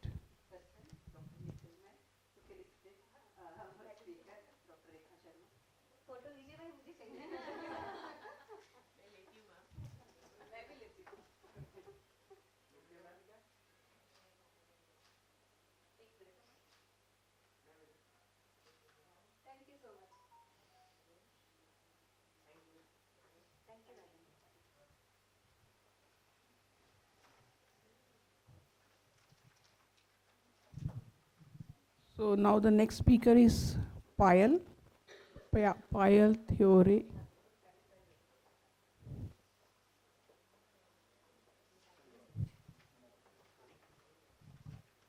So she is from the postgraduate teaching department of law, Nagpur University. She'll be speaking about the role of higher education institutions towards ensuring safe cyber behavior of students in India. Okay, a very good noon to all of you. Respected chair, co-chair, distinguished professors, and dear participant. At the outset, I would like to mention that I'll be very, very crisp. And though I am a legal person, I will talk here only from a very generalized perspective. But yes, if you have any queries legal related to this topic, I'll be very happy to answer. The topic for today's presentation, which I have chosen, is the role of higher education institute towards ensuring safe cyber behavior of students in India. I would like to mention here that every time I will be using the word cyber safety and I am not using the word cyber security. The only difference here is when I talk about cyber safety, it is your behavioral pattern, cyber safety behavioral pattern, which we need to look up to. And when we talk of cyber security, it is the state's responsibility and responsibility of the state agencies to provide you the security. So today's discussion is completely focusing on how we have to train ourselves through educational institutions so that we will be having a safe cyber hygiene and a safe cyber environment. In the introduction, next slide please. When I talk about safety, how we can give safety when a system is there which is having a switch off or a plug-in system or something which is buried in a very concretized bunker or something which is surrounded by a severe nerve gas or something like that. But still, there is no guarantee that this is going to be the safest thing. The reason behind this is that safety is completely personal, that how we are going to engross it or indulge it within ourselves, and that is why, because it is related to cyber world, we need to be very, very safe. So next slide. Today's discussion, I am going to classify it into 4 sections. The first thing, I am talking about cyber behavior. Second, what is cyber safety? Third, need for cyber safety. And number 4 is how the educational institute can ensure the cyber safety. Now, what is cyber behavior? Basically, cyber behavior is an individual's action, reaction, mannerism, and general conduct in the cyber domain. Now, I want to tell you here that because the word cyber is attached, every time we focus on the functionality aspect of it. Functionality means we focus only on the procedural part. Whereas, I would like to tell you here that when we talk of cyber behavior, it is both internal as well as external. It is both how we are behaving at home and how we are behaving at the institution. At the same time, how you are behaving as a son or daughter and how you are behaving as a student or a teacher. So every time, according to the nature of your work, you need to have the cyber safety atmosphere. And that is why all the aspects of cyber behavior needs to be taken into consideration. The problem of my study is, next slide, these are the statistics which I want to quote. This has been taken from the National Crime Bureau, and it has shown that more than 52,000, rather almost 53,000 cases of cybercrime has been registered, and it is needless to mention that 90% of the cybercrime has occurred against students and women. And ladies and gentlemen, these are just the registered figure. Unregistered data is multiplied by 10, because we in Indian society, we don't feel safe to go to police station. Rather, that's the agony of the time. So this is the database which shows that, this problem is very, very crucial and we need to address. Now, what is the cyber behavior and where we can find the breach? As I have said, that we need to really look up towards the cyber hygienes, or I can say that the time is very near when we have to give our children cyber sanskar, that this is how you have to log in and this is how you have to log out. Cyber sanskar is going to be part of a family routine very soon. So if we don't follow the cyber hygienes or, the cyber awareness assurance or the cyber security assurance behavior, then certainly you can see the diagram which we have, which has been propounded by Tulani Machine and Emeril Kidzan, wherein they have said that the dangerous, tinkering or misuse of technical resources or security risk behaviors or security complaint behaviors or carelessness or naive mistakes, these things are going to happen, and these things are the triggering point for occurring of a cyber crime. See, every time cyber crime is not that somebody is doing it to you. Sometimes you yourself submit or surrender for the happening of that crime, and it may be intentional or unintentional.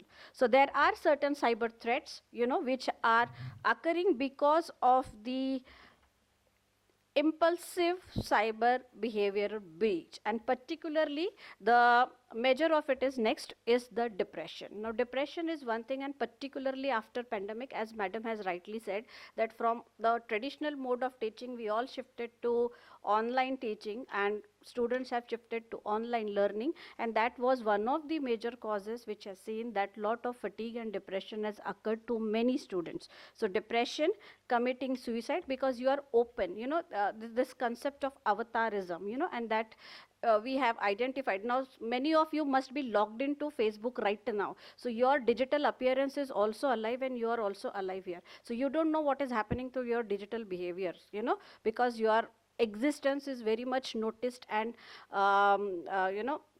implanted in the cyber world. So you may face lot of cyber threats, because of which there may be a chance that you might have, a person might have a feeling of committing suicide because of lot of trolling and many things which occurs. And then there are multiple level of cyber crime. Certainly I'm not going to discuss that. And cyber frauds, these are the few things which a student can face if he does not have a proper cyber hygiene and a proper cyber behavior. So what to do? The very first answer is, let us ask for cyber security. And as I have already told, cyber security is something which the state, means the government and the governmental agencies are going to provide. So that is not our part of discussion, because that is something which is very legal. As I have said, I am not focusing on that. I want to focus on cyber safety. So what is cyber safety here? When I say about cyber safety, number one is it is the safe and responsible use of information and communication technology. 90% of the students, particularly in schools and colleges, they don't use responsibly the information or whatever cyber platforms they are getting. Second is provide the knowledge and skill needed for needed to be safe in online environments. Again, very sorry to say that many of us are completely unskilled when it comes to our being a netizen. So, jitne hum, the more we are careful for being as a citizen, normal citizen, for voting and other part, the same level of unskillfulness is there when it comes to cyber world. And number three, when I talk about cyber safety, it is the acknowledging the benefits and opportunities offered by the online world while understanding the risk and avoiding the potential harm. Now, I think this is where these online courses, what the chairperson madam was already propounding, that there are number of courses which as a teacher and of course as a student we all should get, so that we should know how and in what manner the safety and risk factors have been assigned. So what basically the educational institutes are required to do. Now, educational institutes are part of society. Education institute, whether it is a university, it is a college, it is a department, or any form of organization which is there, they are the stakeholders of the society. And every decision or every person who is part of this society needs to fulfill their own responsibility, and the same set of responsibility has been assigned to educational institute also. The new education policy, which we all were discussing few minutes earlier, even that new educational policy in part 2, as madam has already mentioned, that technology has been accepted, and now the new education policy itself says that we want to move further with blended learning. So technology is not going to go, and that is why it is the right time, or rather it is the high time, when we should try to imbibe the cyber behaviors within ourselves, so that we should not fall prey to any of such practices. Now particularly, as I have said, if you look up to the new education policy, particularly clause 23, 23.7 and 23.8, there they themselves are talking about both disruptive technologies as well as artificial intelligence. Now why disruptive technologies? Because they know that when invention takes place, not necessarily that every time that invention is going to help the society. Sometimes, for example, nuclear bombs or something like that, they are going to be there. Similarly, if we have software developers, we also have hackers, so we cannot ignore the possibility, and that is why such things needs to be taken into consideration, that the educational institute must consider that this is going to be there, and they must stop the use of such type of disruptive technologies as well as misuse of artificial intelligence. Use of artificial intelligence is always there, but misuse of artificial intelligence is certainly which we need to take. And then of course formation of National Education Technological Forum, that has been proposed by the new educational policy, but in my suggestion I will certainly would like to propose that how this technological forum can be executed at the institutional level. Next, when we talk of cyber safety at the educational institute, particularly we have to see that we have to provide a customized security provisions. Why? Because if we classify the educational institute, there are again 4 stakeholders. Number 1, society at large. Number 2, teachers. Number 3, research scholar. And number 4, students. And each one of them required a different set of cyber security norms, which the education institute must take. And then of course, while providing such customized protection, they must see to it that the blended learning norms or NEP or whatever the governmental provisions and procedures are there, that should be followed. So why or in what manner the cyber safety needs to be done? Number 1, of course, cybercrime, and again I am telling you, I am not going into the detail because there is a whole set of law which is there which takes care of cybercrime, IPC, IT Act, and multiple laws are there. Number 2, open access to digital content and plagiarism. Now this is one thing which all the educational institute must take cognizance of, because whatever content which we are creating, that is going to be in the open platform, which is there for the benefit of the student. But again, the history says that the more we are open to the society, the more consequences we are going to face. So we must be ready for those consequences, and this should not affect the learning process at any cost. And number 3, data protection. Now this is one such thing which particularly the students and teachers at the higher educational institute must take care of, because all your data is going to be there online, whether it is related to your academics, whether related to your examination, your professional career, everything, all your personal, professional and private data is going to be online. And there are, like, still date we don't have personal data protection law in India, so you can imagine how unsafe we all are sitting in this particular room. Number 4, disruptive technologies and misuse of AI, which I have already mentioned, that these type of inventions and innovations are going to come, and we have to see that at no point of time the student or the child or the person who is working in the education institute is going to suffer because of such disruptive technologies and artificial intelligence. So why it is necessary for students? That the points are very clear.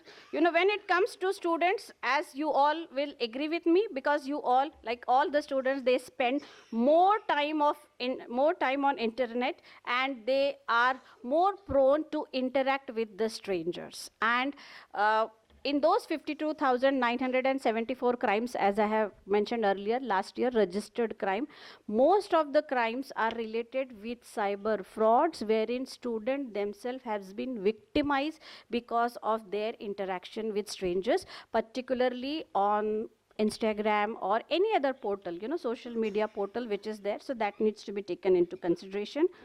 Online multiple game players and in-game purchases. This is again a very common behavior within the student, that they all are online for that. Social media depression. I am not going for a vacation. I am not going to have a good party dress or something like that. And my friends are posting those messages on on social media. That is going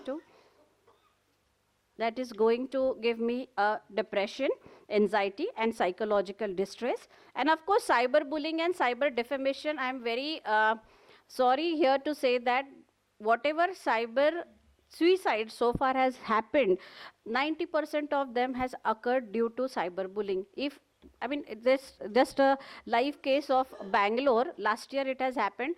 There was a breakup, and after the breakup, the boy just wrote on social media that I dumped my girl. And after reading that message, the girl committed suicide, that the boyfriend has dumped her. So this is something which is happening with the students.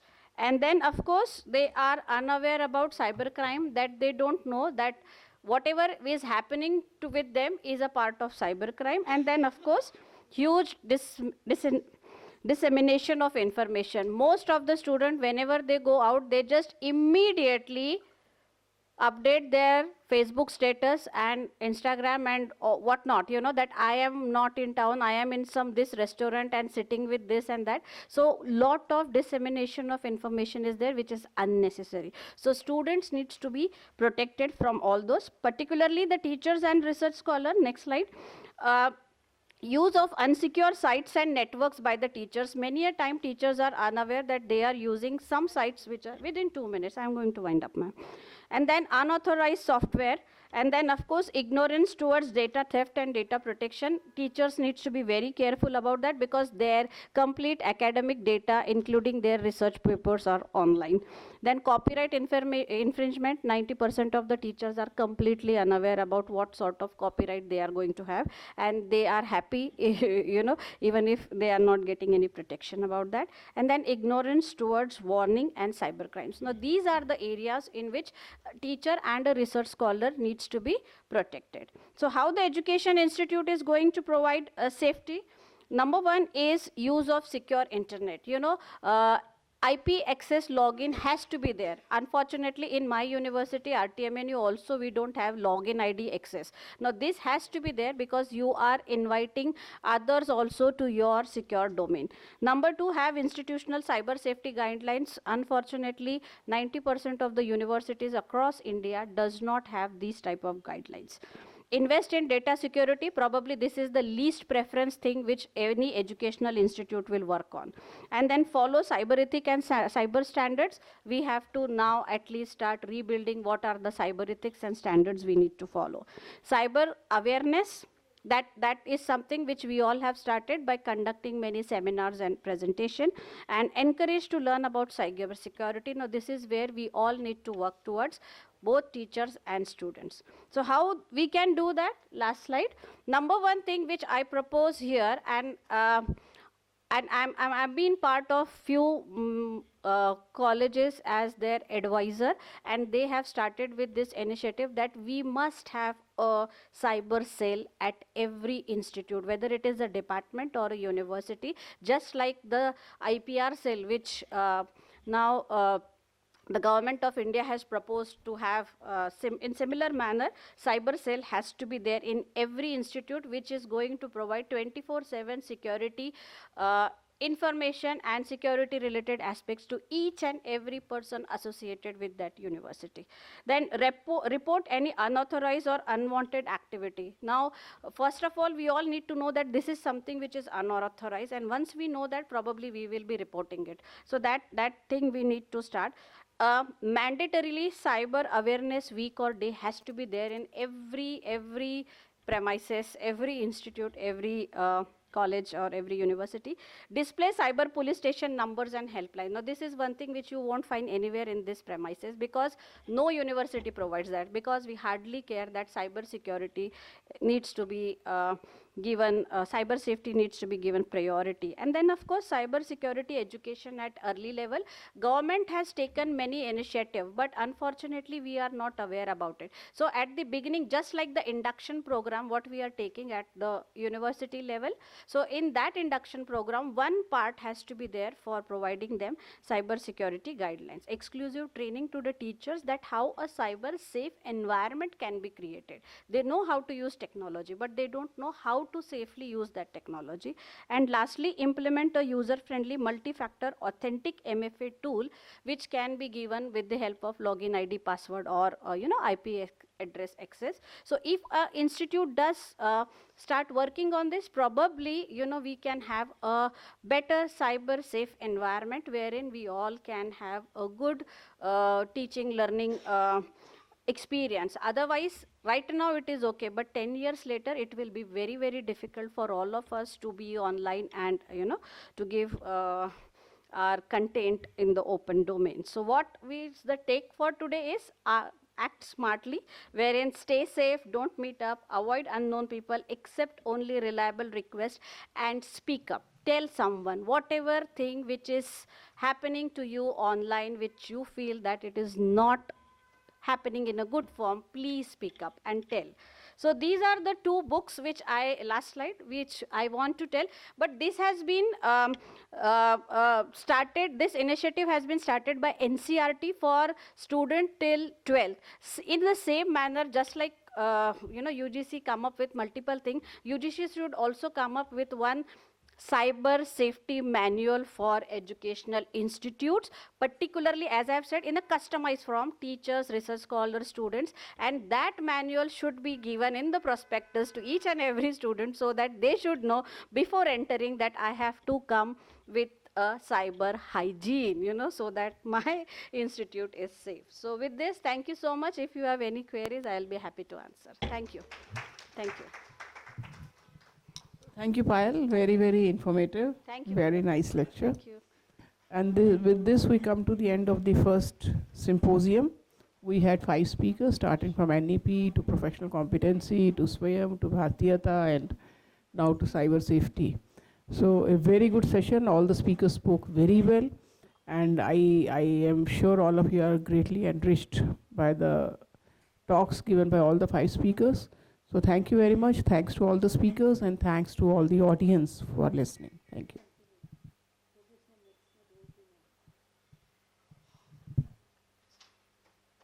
I request Mittal Madam to please felicitate Dr. Payal Thaure Madam.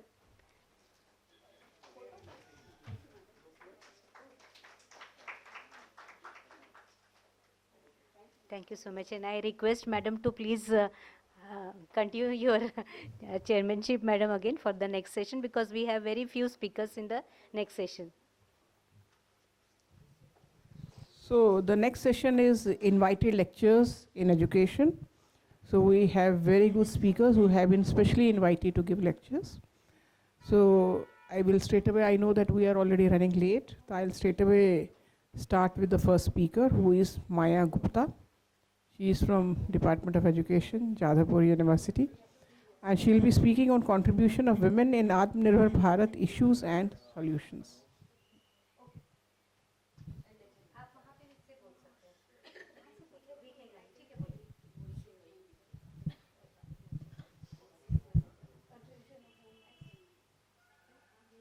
संध्या, आप सभी को मेरा सादर नमस्कार। Ma'am chairperson ma'am and को chairperson and यहाँ पे जितने सभी लोग बैठे हैं, मुझे बहुत खुशी हो रही है कि मैं आप लोगों ने मुझे याद किया। इसके लिए इंडियन इसका को मैं बहुत बहुत धन्यवाद देना चाहती हूँ। और HOD एजुकेशन नागपुर यूनिवर्सिटी अभी मेरी परिचय हुई है तो अच्छा लगा।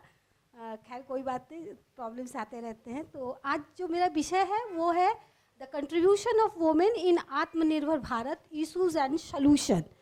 तो why I took the topic, the main reason is that now women are 50% of total population, and they are very much caregiver, next slide, caregiver, good manager, good leader, good mother, and in form of mother as a homemaker, they do lot of things, but in workplace they are unrepresented.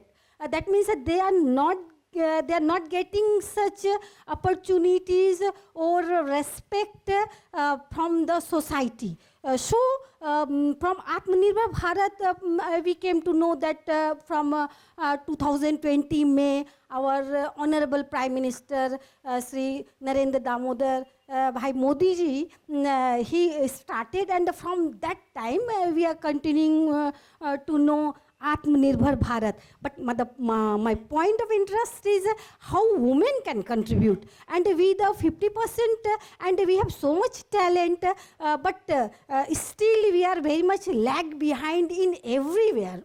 I have took 5 issues, that is social issues, political issues, economical issues, games and sports, and cultural issues. In that particular, in all the 5 point, we are come to the point before one.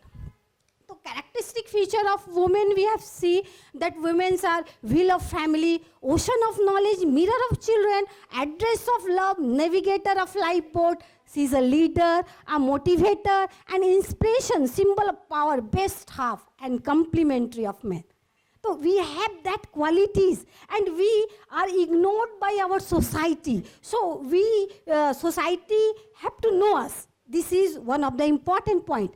Next, in work arena, still we are, our workforce is very low, low literacy rate, less education, domestic violence we are facing, unpaid service provided still, and poor health.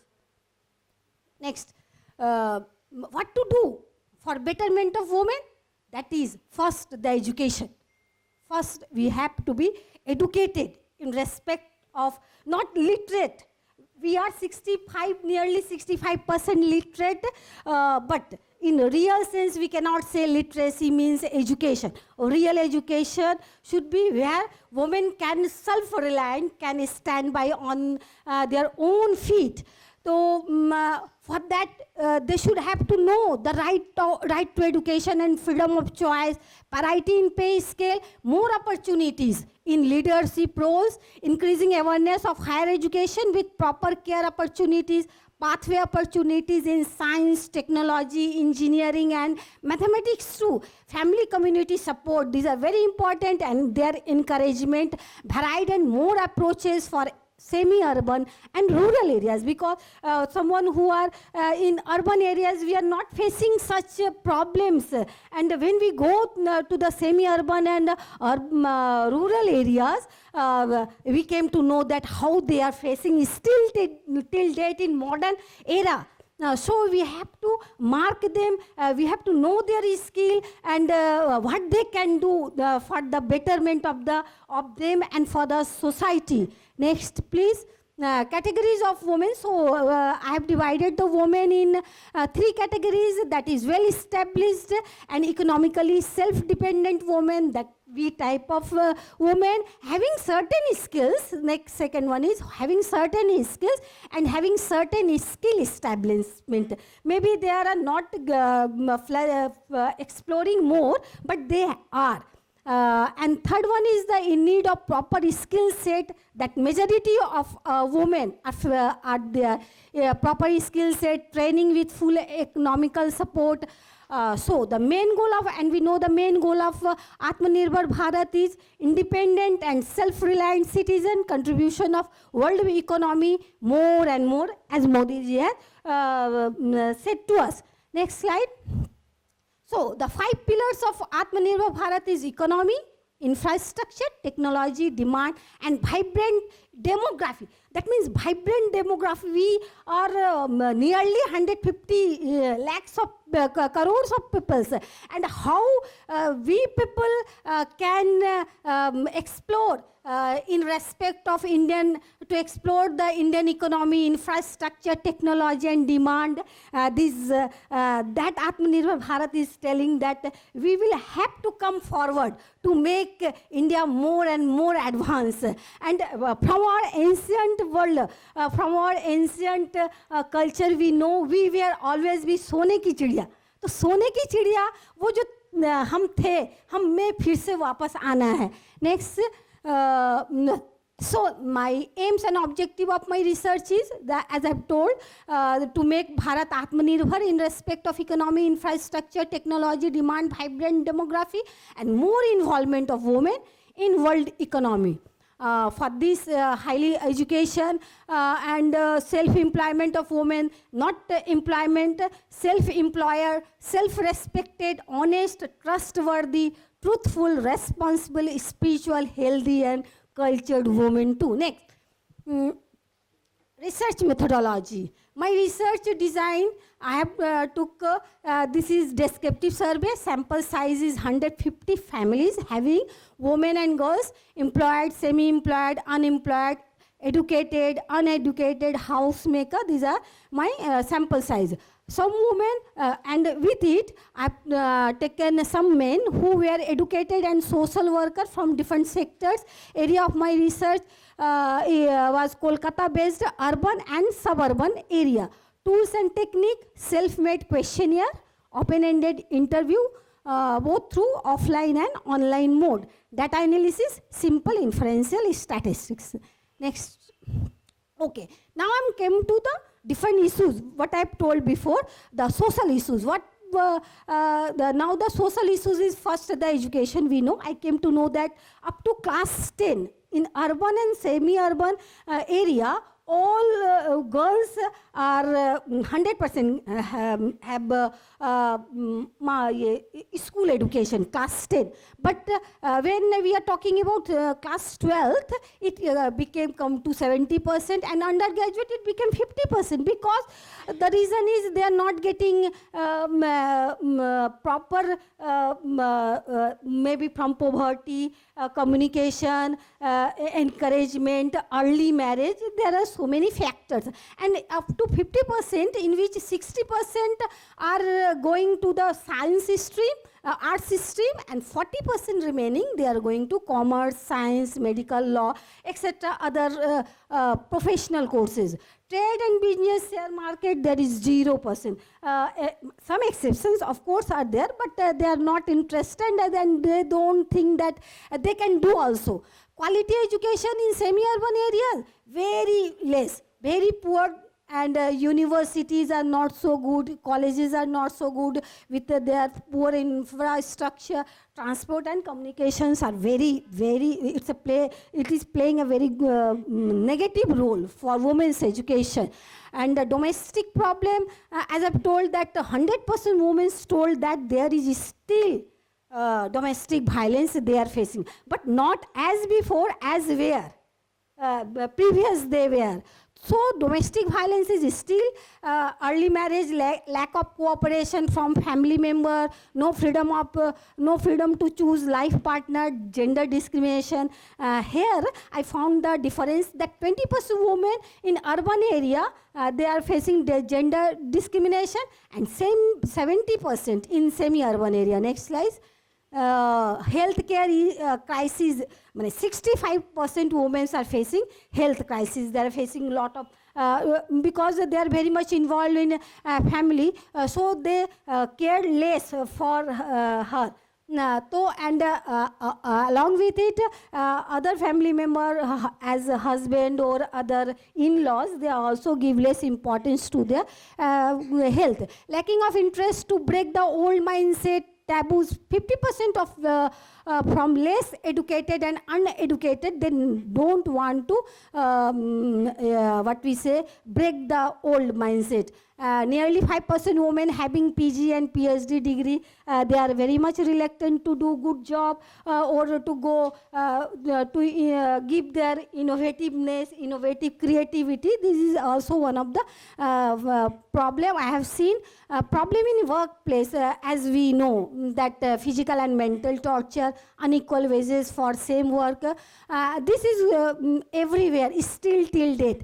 Problem in getting government job. So we know job ratio is 5 to 6% women have permanent government job, and others someone who are doing job but they are not getting well salaried. Next, economic issues.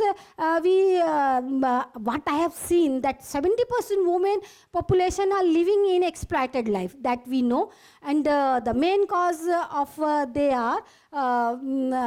they do 1% of their, if they give their 100% in production, in productive work, they got only 1%.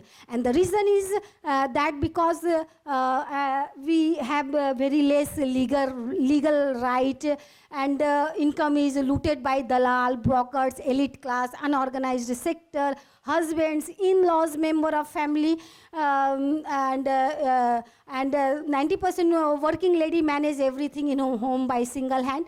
The other, the present researcher categorized the lady that she got that employed and highly educated. They are enjoying their 80% of them enjoying their life as they want, but employed less educated, employed uneducated, unemployed uneducated, they cannot enjoy their salary, or they can spend according what they wish. Or the next slide. Simple. Cultural issues I have seen, we know culture is play a very important roles. We know sound mind lives in a sound body. We can do the best when we become very with good mind, with cheerful mind, with fun. And for that, cultural issues play a very important role. But now in society, what I have seen, that the women who likes to do dance, drama, or they want to do it, make it as a career, they never get, 90% women told they never get any encouragement from their family or their husband. So this is also, and again I have seen that in children under 14 years come in TV life, so which is violation of constitution, promotion of terrorism, corruption, dishonesty, affair, rape, murder. These content making movies, web series, television episode making young generation forced to live in illusion, bringing problem in their bright future. This is important cultural issues. Next. So political issues, I have told that women contribution is according to GDP 60%, but in hand they get 1% due to the lack of their legal right and soft nature. Other thing, I'm not going physical fitness. There are so many Olympic, Para-Olympic, ASEAN sports and games, their poor performance we know, and they're not getting, though they are very talented, but no proper care. When they got some prize, and then they got different, what we say, care or everything. Next. Next. Yeah. How women can contribute. So I have given some point, I have asked them, I have dialogue with them, then I came to know, and going through the different source and Atmanirbhar Bharat, I have come to know that government planning and policies with proper execution and formation of self-help group, role of social worker, role of NGOs, women's scheme run by central state government, if they can come to know, and we, the educated women, if they come forward to help them, then they can do a lot of work. In my paper, I have given a lot of things there. Next, in methods of to achieve goal, so self-help group can catering, beauty parlor, crash, career, book writer, textbook writer in different way, door-to-door campaign, electronic gazette, we should know, rooftop use of how to use rooftop in different activities, education we can come to ECC, primary school, tuition, workshop, method of teaching, development, cultural program initiation, healthy entertainment program. Next. In everywhere we are seeing that women can, if what we have come to know, we need such training, motivation, help from family, society, then we women can contribute more and more and will help to us also then to nation. So there is limitation of my present study, sample size is very less. Yes, complete, madam, complete. Tools and technique I should be to improvise. Area of research is small. Need of comparative study with other state, with other country, and financial assistance, of course. So reference is there, and okay. Next, thank you. Thank you very much to all of you. Thank you, Maya ji. Thank you very much. A very enlightening talk.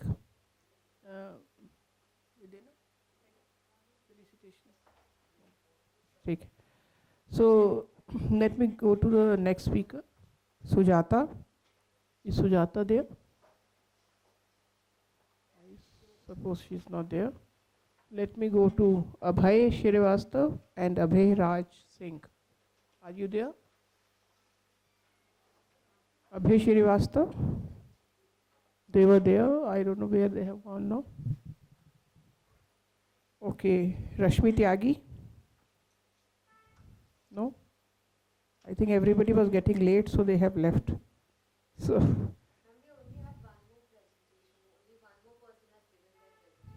Okay. So let me read out the names if they are there. Manoj Kumar and Muni Narayana Pa.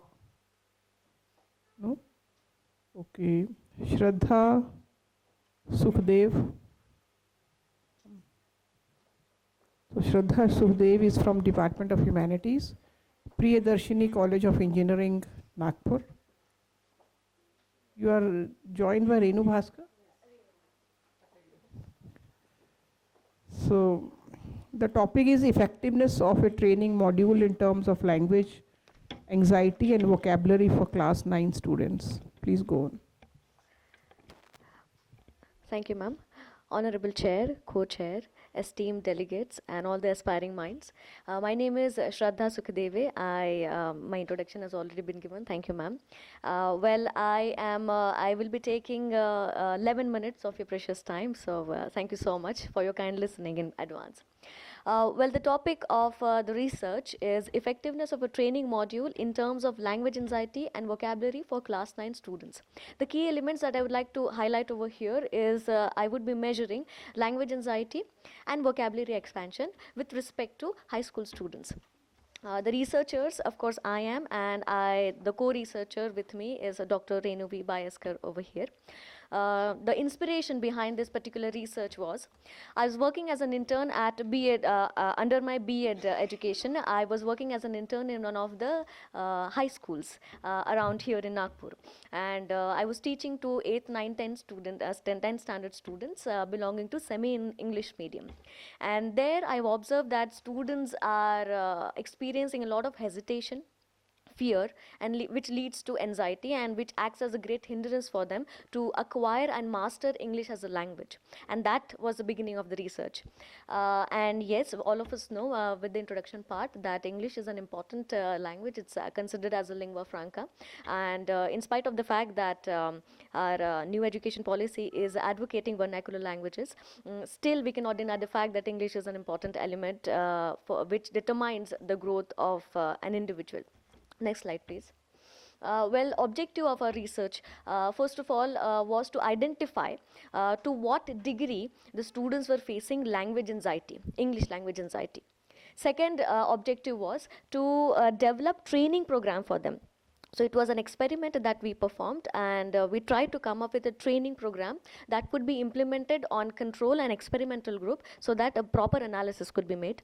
Number 3, to compare the means of pre and post test of experimental group with respect to English language anxiety and vocabulary level.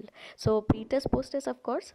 And fourth, to compare the means of post-test of control and experimental group. So there was a comparative analysis of pre-test, post-test of the experimental group, experimental and control group. Next slide, please. Well, we had 4 hypotheses, H 1.1, 1.2, 2.1 and 2.2. So first hypothesis dealt with stated that there would be no significant difference, and followed by all the 4 hypotheses, we dealt with the null hypothesis here. So we tried to advocate that there would be no significant difference between the post test of control and experimental groups. There would be no significant difference between the means of pre and post test of experimental group, and followed by, so it is written over here. Next slide, please. Variables that we considered here, the independent variables were the lecture method and the instructional material that we provided, and of course English songs and short films. So we try to incorporate technology in creating a free and ease environment for the students. And dependent variable, of course, level of English vocabulary and English language anxiety. Next slide, please. So over here what we did was we all the 9th standard students of one particular school, semi-English medium school, of course, we gave them a questionnaire. The questionnaire was a standardized one. It is called as Foreign Language Classroom Anxiety Scale, developed by Horwitz and Horwitz in the year 1986. We gave this questionnaire to the students, and once the result was out, all the students experiencing more than 50% of the anxiety, English language anxiety, were taken into consideration, so that there is an equivalence of the same sample that we were working on. And it breaks my heart to say you that it wasn't difficult for us to get more than 50% anxiety level experiencing students there, because majority of them experienced it. Next slide, please. A research tool, of course, FLCS, that is Foreign Language Classroom Anxiety Scale, was one research tool that we implemented. It is a 33-point Likert, 33 questions, 5-point Likert scale, ranging from strongly disagree to strongly agree. And one self-designed vocabulary test, criterion reference vocabulary test, was also implemented. Our research design, of course, was an experimental one with post-test and pre-test and post-test involved in it. Next slide, please. Yes, now with respect to the results indicate that when we compare the post-test of control and experimental group with respect to vocabulary level of the student, the control group, the difference between the control and experimental group was of 1.53, and it indicated that experimental group had more productivity or more display of good hold on English vocabulary. On the other hand, when we try to understand the English language anxiety level of the students, when the experimental group was when the training program was implemented on the experimental group, the short films and the music assisted instruction helped them in overcoming it. It provided them with an environment that made them feel like, yeah, it is absolutely fine. This English language is as good, as nice, as happy as our mother tongue, and therefore there was a decrease in the anxiety level with respect to 22.47 points. So next slide, please. One more slide. Yeah. So, well, towards the end, I would like to say that everything in the universe has got positive and negative side to it, the rise and the fall side to it. Our research, it also had certain limitations to it. What the limitations were that our research was restricted to Maharashtra State Board Standard 9th semi-English medium students. So it did not move ahead from that. It could not determine the difference between the impact of the training module on boys and girls separately, because it was a co-education institution, therefore could not determine the difference between them. It was restricted, of course, to MS board students and could not differentiate between the rural and urban side. However, I could say that this particular school was school is of Nagpur, so broadly we can consider it as an urban institution, but still I would not go into the detailing of it. Anyways, next slide please. And then towards the end, let me tell you the educational implication of this particular research. First is a better English language teaching module could be adopted. So this particular training program that we incorporated and implemented amongst the students stated that the traditional mode or the lecture method, traditional version of teaching English is not more that effective in bringing about that ease environment of the students, which leads to development of fear and anxiety among them, and thus hampering their growth of a successful career. However, our particular research, this was an attempt to prove that a slight change, a small change in the teaching methodology could bring about a good and a positive change in their minds at an emotional and a psychological level.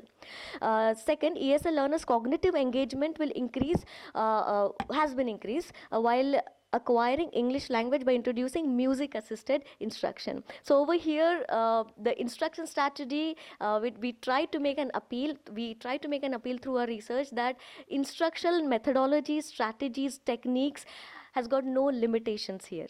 It's us, as teachers, it depends on us, all the teachers, as to how we use our creativity, specifically music assisted or technologically assisted instruction that would bring about a positive environment.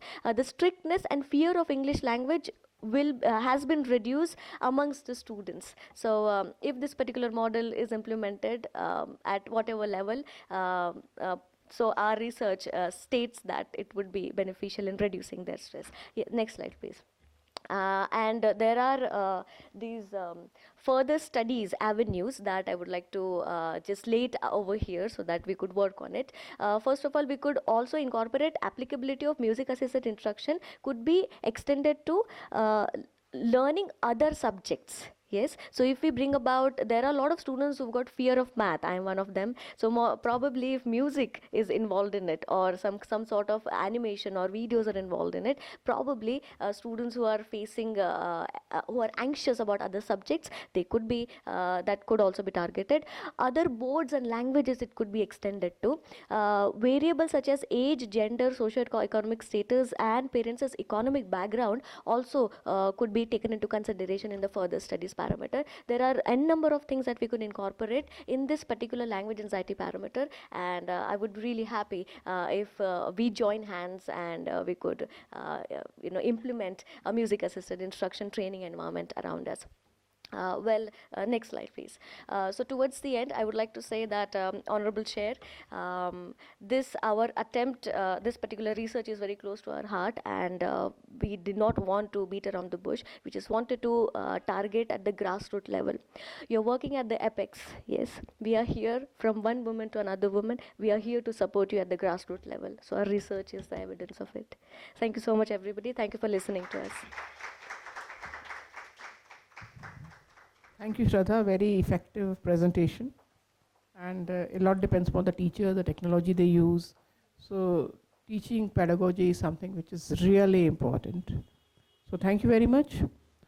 So after this is Mihir Chandra and RSP Singh there. No? So then that brings us to the end of this session. So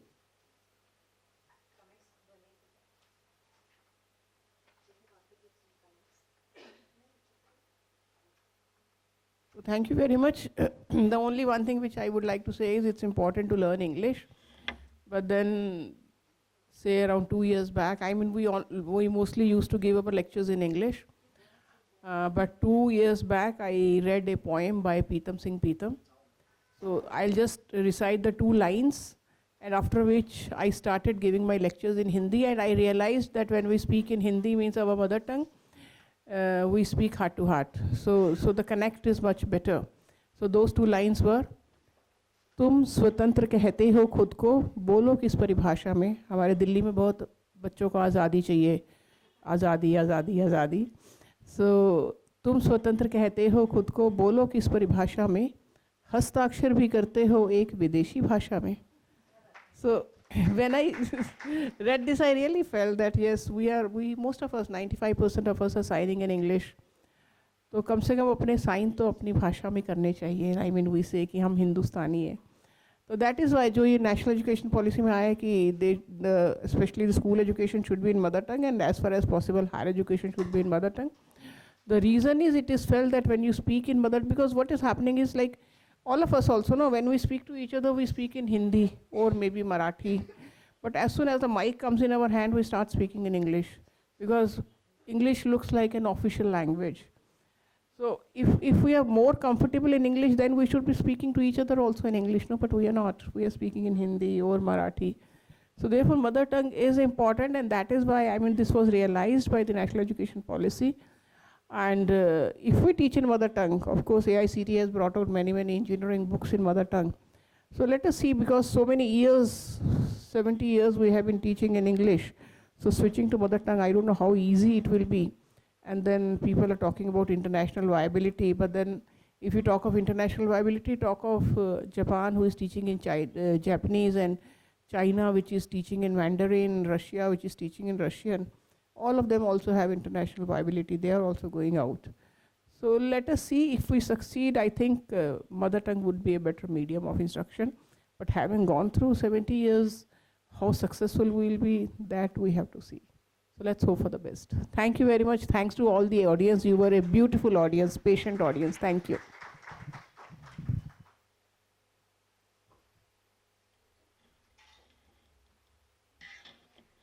Before we proceed further, I request Honorable Chairperson Madam to please felicitate Maya Gupta Madam for her invited speech, and Dr. Shraddha Sukhadevi.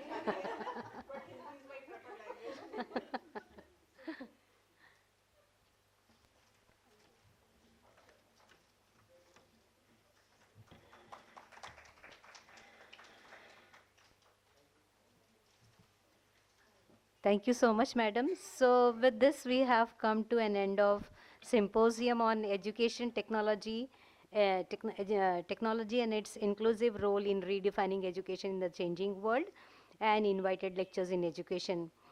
I thank Dr. Pankaj Mittal Madam for chairing this symposium and invited lectures in this education session of Section 3 Anthropology and Behavioral Sciences, including Archaeology, Psychology, Education and Military Sciences of 108th Indian Science Congress being held at Ras Sant Tukaji Maharaj, Nagpur University. I also thank Dr. Renu Bayaskar Madam for co-chairing the sessions, and I thank reporters who were invisible till now.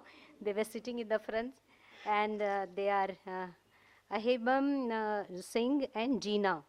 Thank you so much. I request Dr. Rajeshri Madam, Rajeshri Vaishnav Madam, to please felicitate Dr. Pankaj Mittal Madam.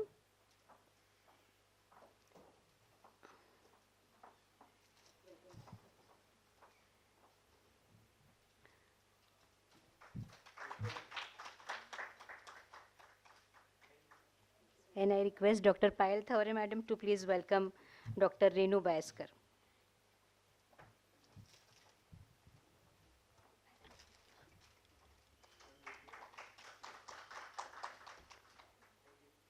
Thank you so much. Thank you, everyone. Thank you so much.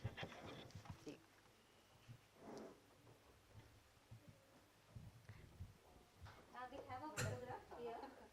Here we will have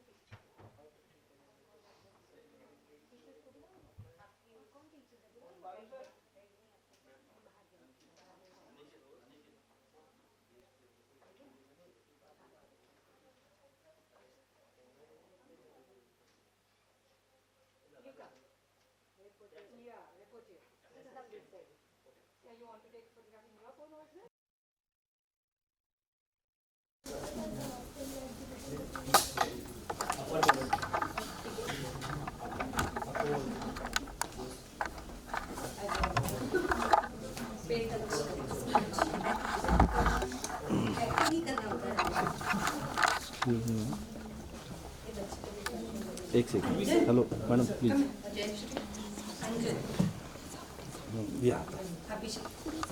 ठीक है. जो heighted है ना वो पीछे चले जाएंगे.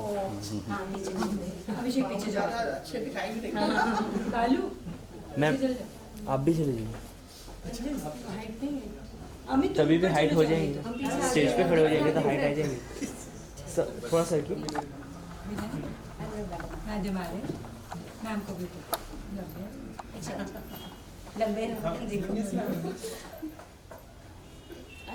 आणि स्नेहल तू फोटो काढायची नंतर. काय नाही तुम्ही घ्या. ठीक.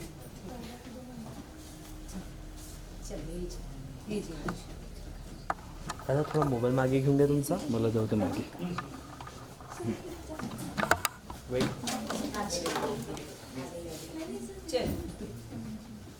Look here.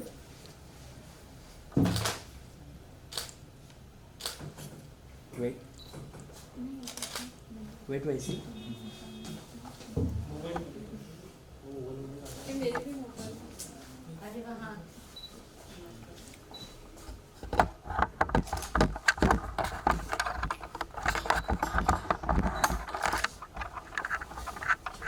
Wait wait wait wait रुकिए रुकिए. अच्छा मोबाईल वर मी कर.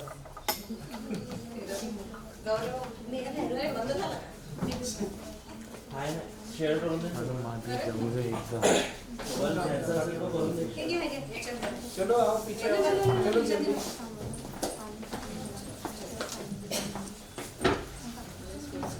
पूरा हो गया. पूरा.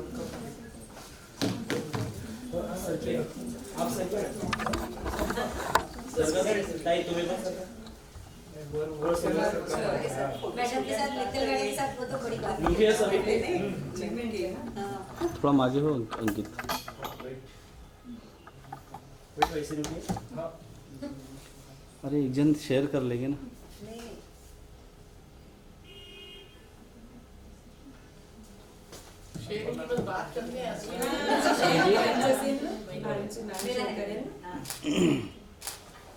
सर वो उसमें ले लीजिए. आप ही को शेयर करो. Thank you so much. अपन को मैडम शेयर करेंगे.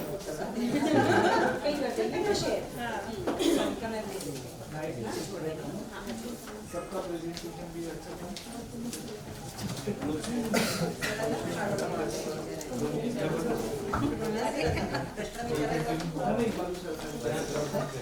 कोण कोणाकोणाचे घेऊन घ्या म्हणा. काहीतरी विचार. सायबर क्राईमच्या संदर्भात पायल मॅडमला काहीतरी विचारायचं होतं ना. विचार. त्यांनी 1-2 प्रश्न काढून ठेवलेले आहेत. पायल